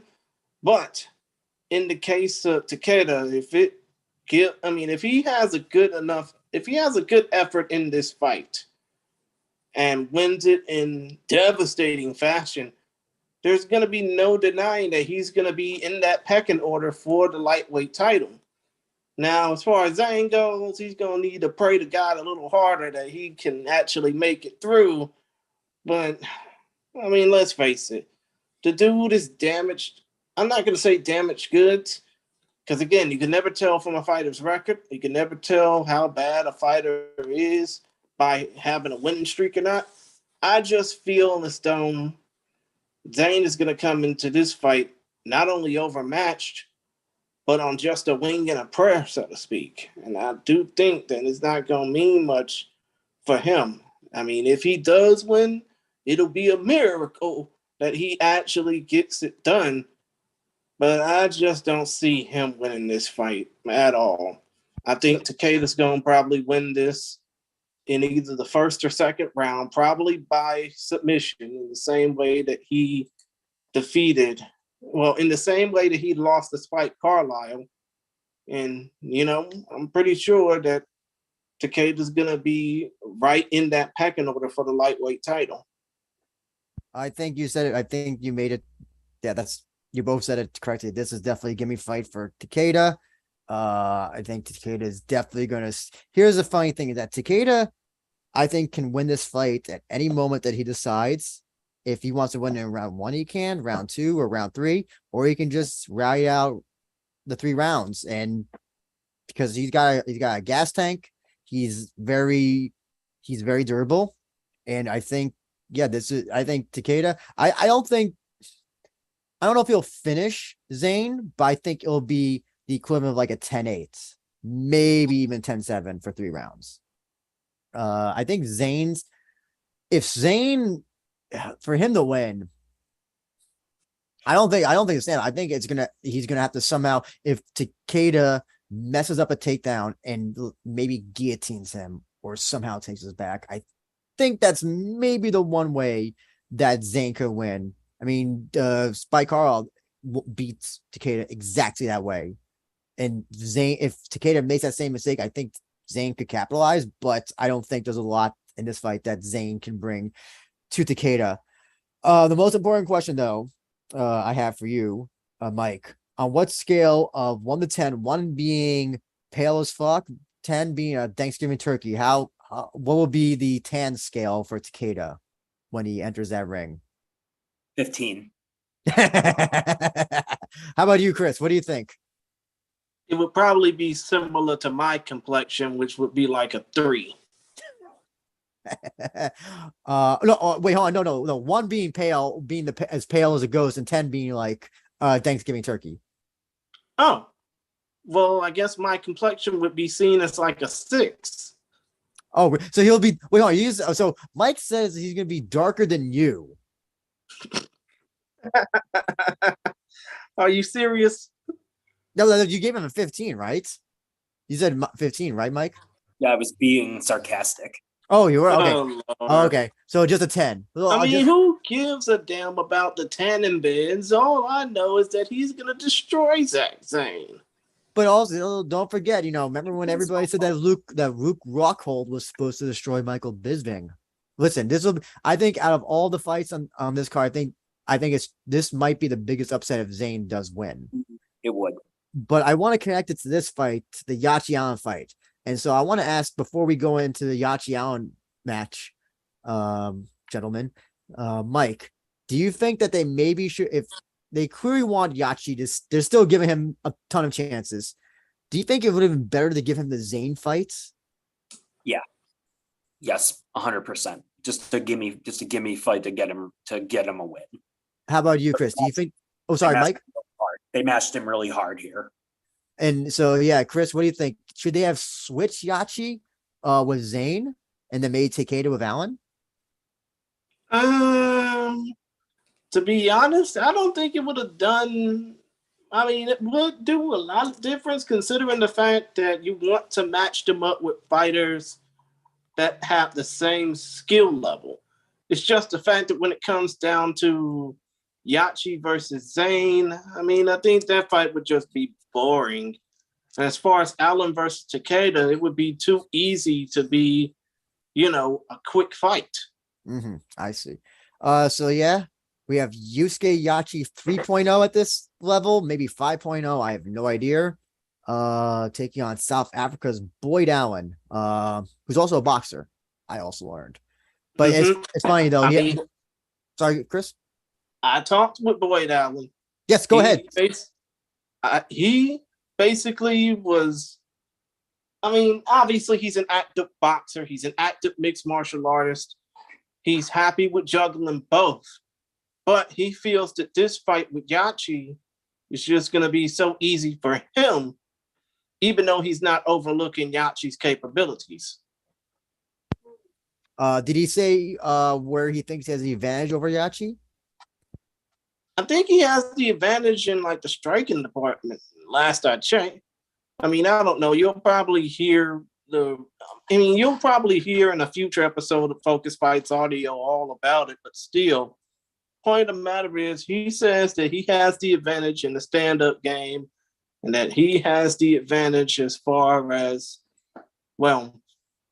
well-rounded skill set goes because of all the boxing and mixed martial arts that he does. Yachi, on the other hand, obviously we've seen him fail a lot more than he succeeded. So, do you think that Yachi would have the advantage against Allen? You, Mike?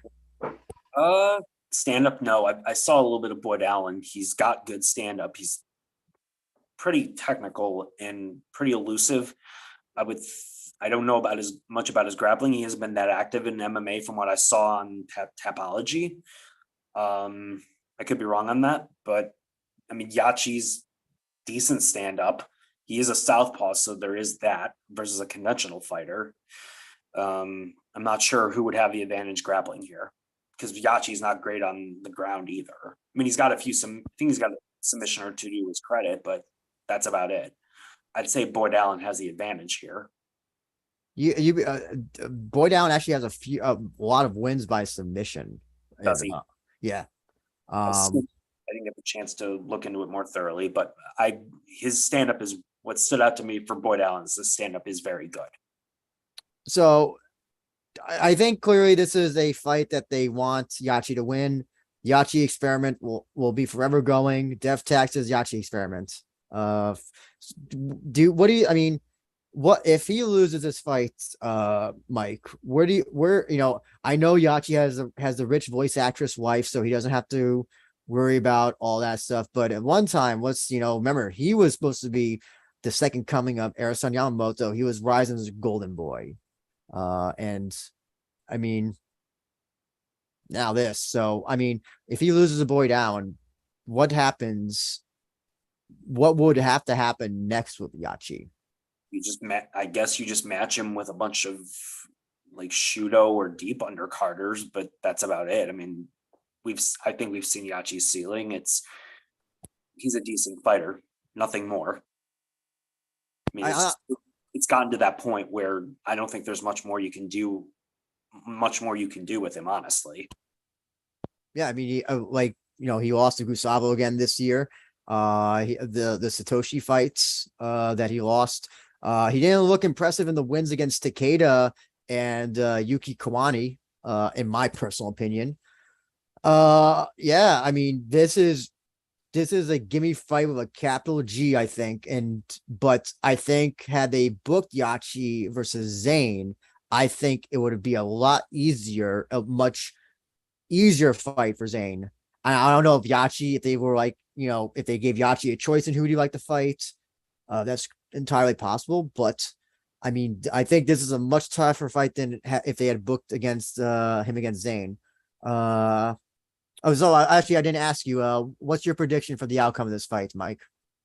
Allen by decision. I think he outpoints Yachi. Probably outboxes him because I think Yachi's biggest issue is that he's too tentative on the feet now, and he's been that way for several years. And I think Allen will just outbox him over the course of the fight. He was definitely a much better fighter when he was kind of had that very wild, I call it jumping bean style. Yeah. I mean, 16, 17, 18 before Gustavo knocked him out. I think that. Yeah.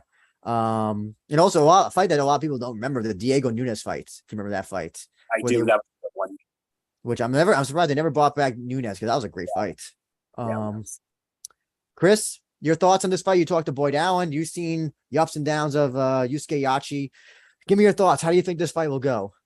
I think this fight, if it's not going to end via knockout for Allen, it's probably going to end in a decision for Allen. I think Yachi will probably do something stupid and cost himself the fight. So what do you think how do you think the outcome will be? What do you think the outcome will be? I think Yachi will probably gas out and, tire himself out trying to knock out Boyd. And in turn, Boyd will probably either knock him out or dominate him to the point of going to decision. Yeah. If this were Zayn, I would have picked Yachi. I would have been more likely to have picked Yachi as I think he can win this. He's taking on a boxer though, a guy who has a lot of also grappling experience as well. And presumably now has the knockout power and knockout ability. Yachi's chin is very suspect now in a lot of his fights. If you saw the Jiri O'Hara fight, obviously the Gustavo fight, the Satoshi fight as well. So I don't think, Yachi's chin against this boxer from South Africa, I think Yachi gets knocked out by the second round. And it's another his losing streak will continue. And then, yeah, I don't know what's next. I really don't know. It's like, what do you think? Like, Chris, what do you think you can do with Yachi if he loses this one? This is a gimme fight, and he should win. This isn't Gustavo, who's wild and strong. This is Boyd Allen, and who, listen, I think is being brought in to lose. I mean, you can't really judge a book by its cover, and I know I've been saying that a lot during this podcast, but still don't. I don't think Boyd Allen's being brought in to lose.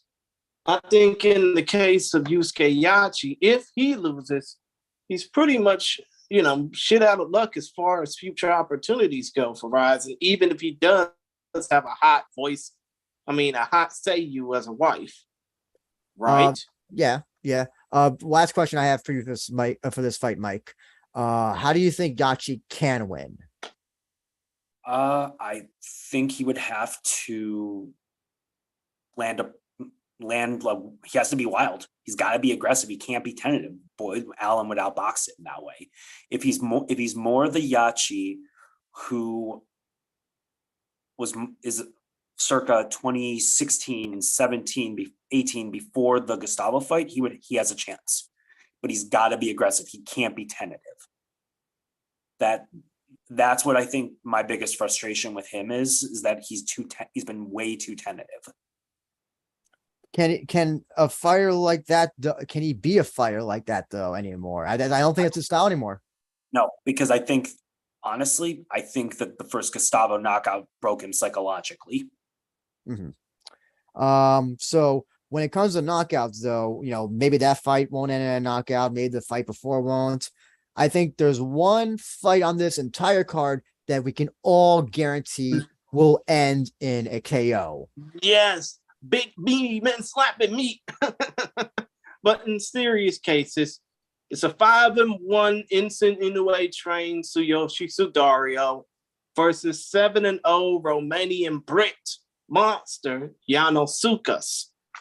And obviously, when it comes down to this fight, I mean, it's like Mike Goldberg used to say, it's virtually identical, but it's Yanusukas trying to prove to a global audience that he can go against a guy in Sudario who obviously lost once to Hideki Shrek Sakine, right? No, wait, it was Shoma Shibisai he lost to. But still, though, Sudario's looking to prove that if Rizin were to have a heavyweight championship tournament, he would be first in line. Interestingly enough, also that Sudario has said that he only wants to face foreign fighters now. No more domestic Japanese fighters. So just keep that in mind. Mike, how do you think this fight will go? This must end in a finish, right? Oh, absolutely. I did watch a couple of Giannis's fights. He's got pretty decent stand-up. He can punch. That's all I can. I think he's a pro box. I think he's done pro boxing before. Yeah. Actually. All of his fights have also ended in the first round as well. Same thing with Sudario as well. I'm thinking that Sudario probably has the advantage as far as being well-rounded. I would say Giannis probably is the better striker, but this is a really interesting fight. I'm gonna probably go with Sudario by knockout just because I think he'll be able to wear Giannis out. We sometimes have seen, fighters who are known for knockout power. I think the most famous example is Derek Lewis versus Francis Ngannou. Is it at all possible that this becomes a staring contest for 3 rounds? Yes, it's very possible. Or they get tired and they lean on each other for 3 rounds. So let's hope it doesn't work out that way. But that's always a possibility. It's always a possibility, but I would bet more on Sudario being the better conditioned athlete in this one. Do you think that Sudario will try to? I'm going to assume that Sudario is just better on the ground. Do you think that Sudario will try to bring on the ground, use that sumo experience, even though I know he's not the same weight that he was when he was sumo? Do you think he might? If he's getting beat in the stand-up, yeah, but I think he would try to keep it standing. Mm-hmm. What do you think about this being the co-main event as well? it shows that they're banking on Sudario being a draw. And I do think that, the loss to Shibaside notwithstanding, I can't speak to whether or not his reputation has been restored because of why he got kicked out of sumo, but I think he's really improved as a fighter, and I think he's a potential draw for them. And he'd be a cornerstone of a heavyweight division. You can make your case about how weak it would be, but he's the guy that I would build the heavyweight division around. I also think as of now, somebody in the chat, or maybe Chris, you can correct me. He might be so far the most successful sumo wrestler to transition to MMA at this point. Like in terms, true, very true. I mean, there's no other past or present sumo wrestler that transitioned to MMA that can say they've had a good career. So far into their young career, like Sudario has, not Henry Centuriou, not Bardo Tokaido, not that Egyptian guy that only had one fight with Bob Sapp. Not really. I mean, you can't obviously say that even Ake Bono even had a good enough run in this fight. And he was terrible as a mixed martial artist. Yeah, but I hope he's doing all right, by the way. Yeah, at least he got paid for that. So I definitely think Sudario is probably, the best right now, doing better than his brother. We'll have to see how his brother does on Landmark next month, but yeah, hopefully so. But still, point of the matter is, in lieu of all that, I think I'm gonna pick Sukas to win this fight via his usual trademark now, first round finish. Mike, you said first round finish for Sudario. Man, this is a tough one. This is kind of like one of those ones where, like, if whoever gets the first crack will be the winner. But Sudario has looked from his first fight till his last fight against Takine, he has improved so drastically in almost all the mixed martial arts, especially the stand up. And yeah, I know his competition at the beginning wasn't that good. I know he fought Shrek recently, but I think this is going to be his fight. This will be a good test for him, and I think first round knockout is how this ends with Sudario. Hey, but listen, Jonas can definitely, if he could get that in before Sudario does, it'll be lights off for Sudario. Did you just call the man Jonas when his actual first name is pronounced Janos? I'm gonna pronounce it as Jonas because I'm gonna call him Jonas Sukas. So I think Sudario is going to is gonna win this, and I wouldn't be surprised if we see Sudario for New Year's Eve if he wins this as well. I think they're trying to bank on that rematch, but even though Sudario said he doesn't want to have any more domestic Japanese fighters, bullshit. I think he want to at least get that Shibasai win back. Yep. But what about if Sukas wins? If the Romanian comes in and destroys Rizin's plans for Sudario domination, what do you do? Shibasai on New Year's Eve. Interesting, Mike. I'm definitely excited for this fight, though. I'm hoping first round knockout, because then we can finally get to the main event that's been, I think, brewing for maybe how long? Over a year. Has it been a year? Has it been a year? Really? Kleber's title shot has been looming for over a year, I should say. And as I try to find the graphic, Chris, I'll let you take over for now. Oh, okay. Well, come to think of it, I just had to ask about the main event. Before Kleber Koike Earth was announced as the next contender to vie for the Rizin featherweight title, let's just ask, if Koike wouldn't have won his most recent fight, how long do you think it would have been before he would have gotten a title shot? Another year and a half, at least. He would have been at the back of the line. He would have been at the back of the line. God knows what reason, but what he did to piss Sakakibara off the last time. I'm still not 100% sure about about that whole thing. Oh no, he could play online. I think he did something like along those lines, right? Does anybody even remember? Was it about pay or something? Was it pay? Oh no, I think he had a different manager. I think he got a different manager. But so yeah, but Mike, I'm gonna ask you this. I mean, I think we should all be thinking Kleber, but as I said, Ushiku just manages to find ways to win. Usually very, very close decisions, but he somehow does. How do you think this fight will go? I'm thinking Kleber submission in the first round. Really? Yeah, How do you think he enters with that submission, or how do you think it happens? I think he's going to get him with a triangle. I think he's going to pull guard or do whatever he needs to do to get it to the ground. I will say Ushiku's one chance is the stand-up. Kleber's got terrible stand-up. So if he somehow cracks, and he doesn't have, he's been hurt before. Hagiwara hurt him, Ulka hurt him. So if Ushiku cracks him, things could get interesting. But I think Kleber's experienced enough to where he'll get him on the ground and they'll just submit him. I just think Ushiku, he's solid in every aspect. Kleber's submission game is just on another level. Now I know I want to point this out as well about Kleber is that Kleber, like for example, in the Aguan fight, he rocked Aguan and Aguan went for a takedown, and that's how he got submitted by the Dars. The Mikuru fight, he injured Mikuru's eye, with that elbow. Mikuru's eye blew up. So it's not that his striking is.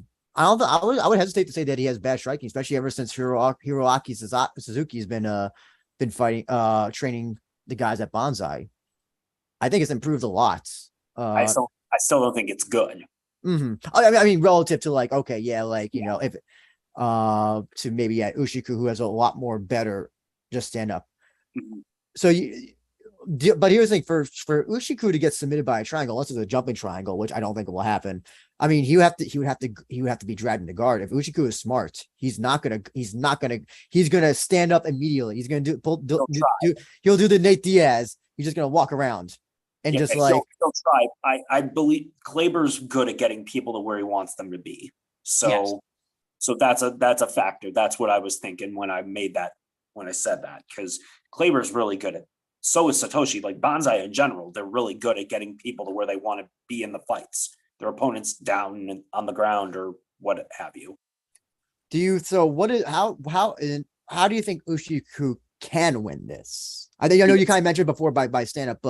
Is it kind of just like stick and move so that because listen, don't forget this. Every time he goes for a punch, one hand above is not going to be able to stop a takedown from Kleber, and or if he goes for a kick, Kleber can just grab it and then go for a takedown. So if I'm Ushiku, I do not throw a single kick. I don't throw a single kick. I jab and I move constantly. I try to get Kleber to come in hands down and throw a right hand over a low guard. Mm-hmm. What about Kleber come to me? And what about also holding him against the turnbuckle or the rings? Prevent him from getting any sort of leverage on this on a takedown or something like that. Yeah, even if he has to grab the ropes to do that, I would do it too. Cannot go to the ground with Kleber under any circumstances. I don't care if it's a point deduction or what have you. Mm-hmm. Well, here's the thing. If it's a point deduction, then he might have to finish. That's Kleber. His only chance of winning, because I think Kleber's just going to be on him grappling all night. If Ushiku lets him, but I don't think Ushiku's a good enough wrestler to stop all of Kleber's takedown attempts. Chris, I'm going to throw it to you now. Ushiku versus Kleber, main event has happened for over a year. How do you think this fight will go? You're basically saying main event that has been anticipated for over a year. Yes. Yeah. Well, I mean, it's only one way it can end, right? I mean, we basically seen Ushiku and Saito basically play with this title like it's a game of hot potato.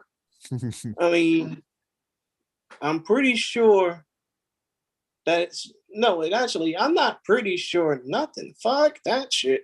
I'm basically saying it's about damn time that Kleber Koike Earps gets the recognition that he deserves, and that recognition can only be solidified if he becomes the rising featherweight champion of the world. And that's why I think that Kleber Koike Earps is going to win this fight via submission, maybe in the second round, maybe in the third, and be the second Bonsai Jiu-Jitsu member to become a world champion in the Rizin Fighting Federation. And who knows, much like how the De Souza brothers have brought on people just to bring them into the promotion, maybe Kleber will have somebody else he would like to bring into the promotion from that Bonsai Jiu-Jitsu camp. Yeah, I mean, I'm really like Kleber should like win this first round submission very easily. But again, Ushiku just always he manages to just get these wins, either if you say deservedly, undeservedly, but he manages to win these very close fights. Like, I mean, come to think of it, Andrew, that's why they call him the Fighting Bull. Yeah. I think, listen, it's a tough fight to pick, but like really Kleber should win. Man, I mean, Chris, how do you think Ushiku can win? Is there any what would you tell him if you're Coach Yokota at K Clan? I would basically tell him to find his weak points. Find the spots that they know that Kleber Koike Earps is weak at, and attack him as much as I can. But I don't even think that there are truly any weak points that Kleber really has. Wouldn't you think? I think his chin is suspect. I mean, he got rocked by Olka. He got rocked-ish by Hagiwara. I think if he fights somebody who is a very strong striker, he is liable to get knocked out pretty easily. I don't know. What do you think? Thoughts about that, Mike? About about a stylistic match? Well, yeah, because he's been rocked by Olka Sasaki, who's not known for striking, and he got rocked by Hagiwara in their fight, and Mikuru was pretty much outstriking him until the elbow to the eye. Yeah. I mean, if he fight, I'm trying to think of strikers. I'll put it to you like this: if he fought Vugar Karamov, I think Karamov would knock him out, because Vugar's got good enough wrestling to where I don't think Kleber would be able to get him down. Ushiku isn't on that level of wrestling or like MMA or of versatility like Karamov is. But it would take someone of that ilk, of that pedigree, to stop Kleber. And I don't think Ushiku is that. CJ said that he would always never pick Satoshi. He would always pick Satoshi in Satoshi's fights. And then the one time he didn't pick Satoshi, hold on. I forgot how it went, but yeah, basically he kept picking against Satoshi. Satoshi kept winning, and then I think when he or whatever. But yeah, I mean, I'm trying to make a connection that I want to say Kleber should win this, but it's still, man, if Ushiku beats him, that is a high mark, and I'll be like, okay, Ushiku may not be the greatest fighter, not the best fighter, but he's good. You know what? Fuck it. I already made a bet I'm probably gonna lose with the Sasaki fight against Patrick. I'm gonna pick Kleber. I think first round submission.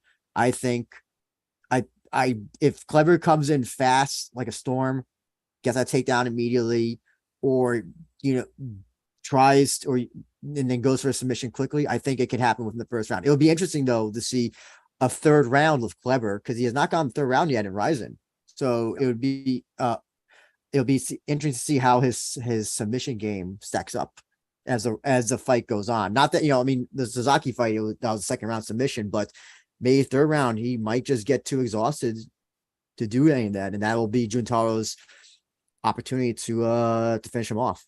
Yeah, it would be, but Ushiku, like I said, he's gotta play it. He's got to be perfect in this fight. Yeah, absolutely. Everything has to be on point. If not, even one little mistake, Kleber will submit him. Exactly. Yeah.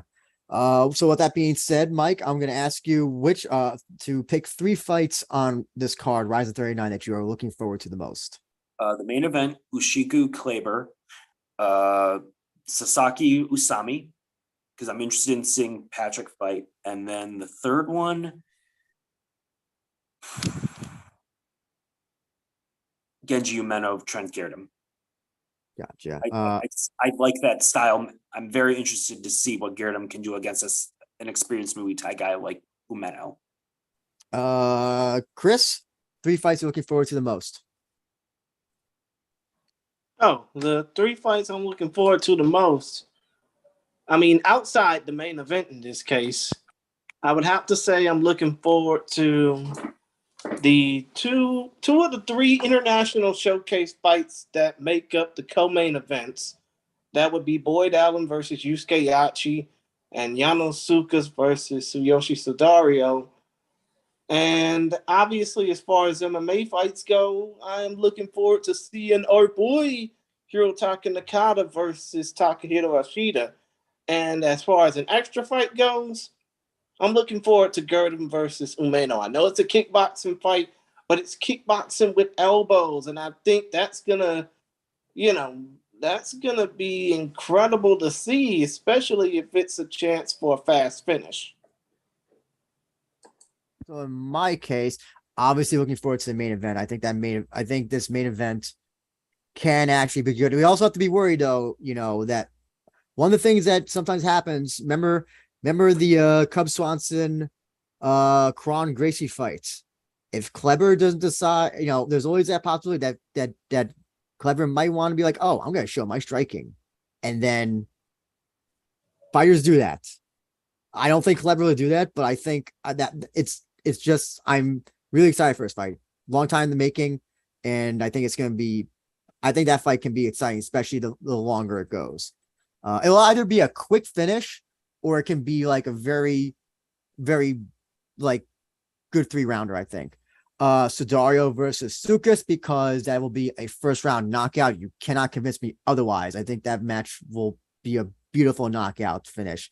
And then Ashida versus Nakata, because I think that fight will also be a very exciting, incredible fight as well. Will a finish. And so yes, that's Rizin 39, folks. And Mike, before we head out, I know you don't have really social media, but I guess whatever you want to plug away. So I just haven't, if anyone wants to contact me for critiques, compliments, criticisms, whatever, my email is capital M, capital S, OLT7 at AOL.com. That's pretty much it. Well, I guess people can contact you on the Rizin Discord as well, right? Yeah, Mike S. I know, creative. Chris, creative. You know what to do. But first, Andrew, your plugs. You can be found on Twitter at abenja1 and on Instagram and Twitter at We Are Rising Pod, right? Yep, that's correct. Well, the Twitter part is, the Instagram not, right? Oh yeah. Well, yeah, exactly. They can search for you on Instagram, can they? They can find me, and I'm I guess they can follow me if they want to really bore their lives. So go ahead, they could do that. Yeah. Yeah, of course. They can follow me on Twitter and Instagram at ChrisGary92 and at ChristianGary1992, respectively. If you follow me, I'll follow you. Well, I don't want to follow everybody back. I'm already at like 2,000 follows in this case, but still, though, if you want to check out more of what we have in store for the We Are Rising podcast, you can first off subscribe to this YouTube channel for more content just like this. And as far as we go, You can follow us on Twitter at We Are Rizin Pod. That's WeAreRizin all in one word. And you can check out the podcast if we do happen to update it anytime soon, which Andrew highly doubts. You can check out the podcast on Stitcher, SoundCloud, Google Podcasts, Apple Podcasts, or wherever you get your podcast of choice. Oh, and one more thing when it comes down to the Rizin 39 and Rizin Landmark Bundle. The Rizin 39 and Rizin Landmark Bundle is a presentation of integrated sports pay-per-view ran by Doug Jacobs. Shout out to him. And you can check it out on the Fight TV app for a combined total of $30. Or if you want to check out just the shows separately for Rizin 29, I think it's like $30. For Rizin Landmark 4 coming up on November 6th, it'll be $20. But still, though, if you want to check out in full, in bulk, buy the whole damn thing. It's $30 or 30 fight credits. You can check it out on Fight TV or watch it on any screen of your choice. That's also how many fights total, Chris? That's like 24 fights also altogether, right? Because they're both like 12, I think, right? 12 or 13. Yeah. 12 I fights thought in total. I thought Landmark was 14. Oh, well, maybe Well, that's actually, no. For this fight card, it's 15 fights. For Rizin Landmark 4, it's 14. Either way, you're getting damn near 30 fights of something incredible. And, of course, you're not going to want to miss all of the action that Rizin will hope to have up until the end of the year, because this is only going to be like the third and fourth fights of this new agreement that Rizin has with the post-Triller Fight Club Fight TV. And I really hope that this will be something incredible. Don't y'all say so? Oh, yeah. I just will say, I'm sorry, Mike, go ahead. I'm sorry. I was going to say, yeah, it's a hell of a deal, and I hope it's permanent. I hope they're on Fight permanently. Yes, and I hope you now. I don't know if Hafid or Shingo or somebody from Rise is in the chat. Sometimes you guys are lurking. Please, I don't know what you got to work out. Get the Fight TV thing as early as possible. Not less than a week before the show, because then Fight can promote it, and then we can share it all on social media and all that stuff. And it's also, it's just so much better. It just, there's no negative to having the show available as early as possible. No, Andrew, it creates a buzz. Yeah, exactly. It creates buzz. I think King Silo sent me something that like UFC for, I think it was it the one that coming up this Saturday was made it available on ESPN only 6 days before Saturday, but UFC could get away with that because they're number one in the market. They don't bow down to no masters. But yeah, we gotta plan our weekends and also save our money and also save up for coffee as well for the Rizin show. That's the other yeah, of course. And save up on things on Cash App. But still, though, point of the matter is, when it comes down to this fight, if you support Rizin, if you love all this great superior rule set action, if you don't like those jackasses at the Reddit at the r/MMA subreddit being all about a certain 3-letter promotion that really nobody should get their hopes up over. You mean it's all no, not one, even though I really despise that damn one championship. But still, though, if you support Rizin and buy this bundle, support the official release, you will enjoy some great superior rule set action.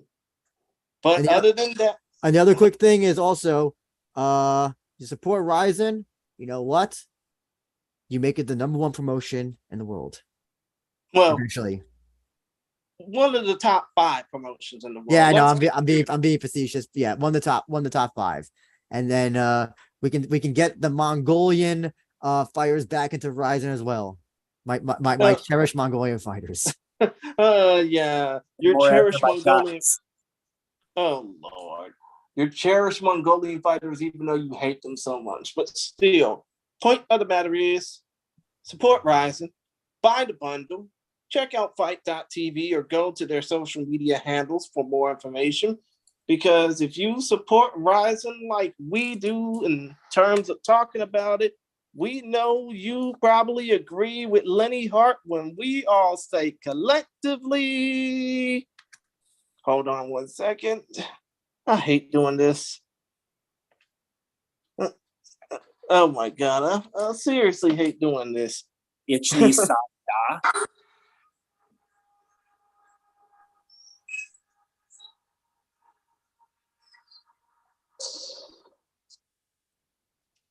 And on that note, finally, we are done.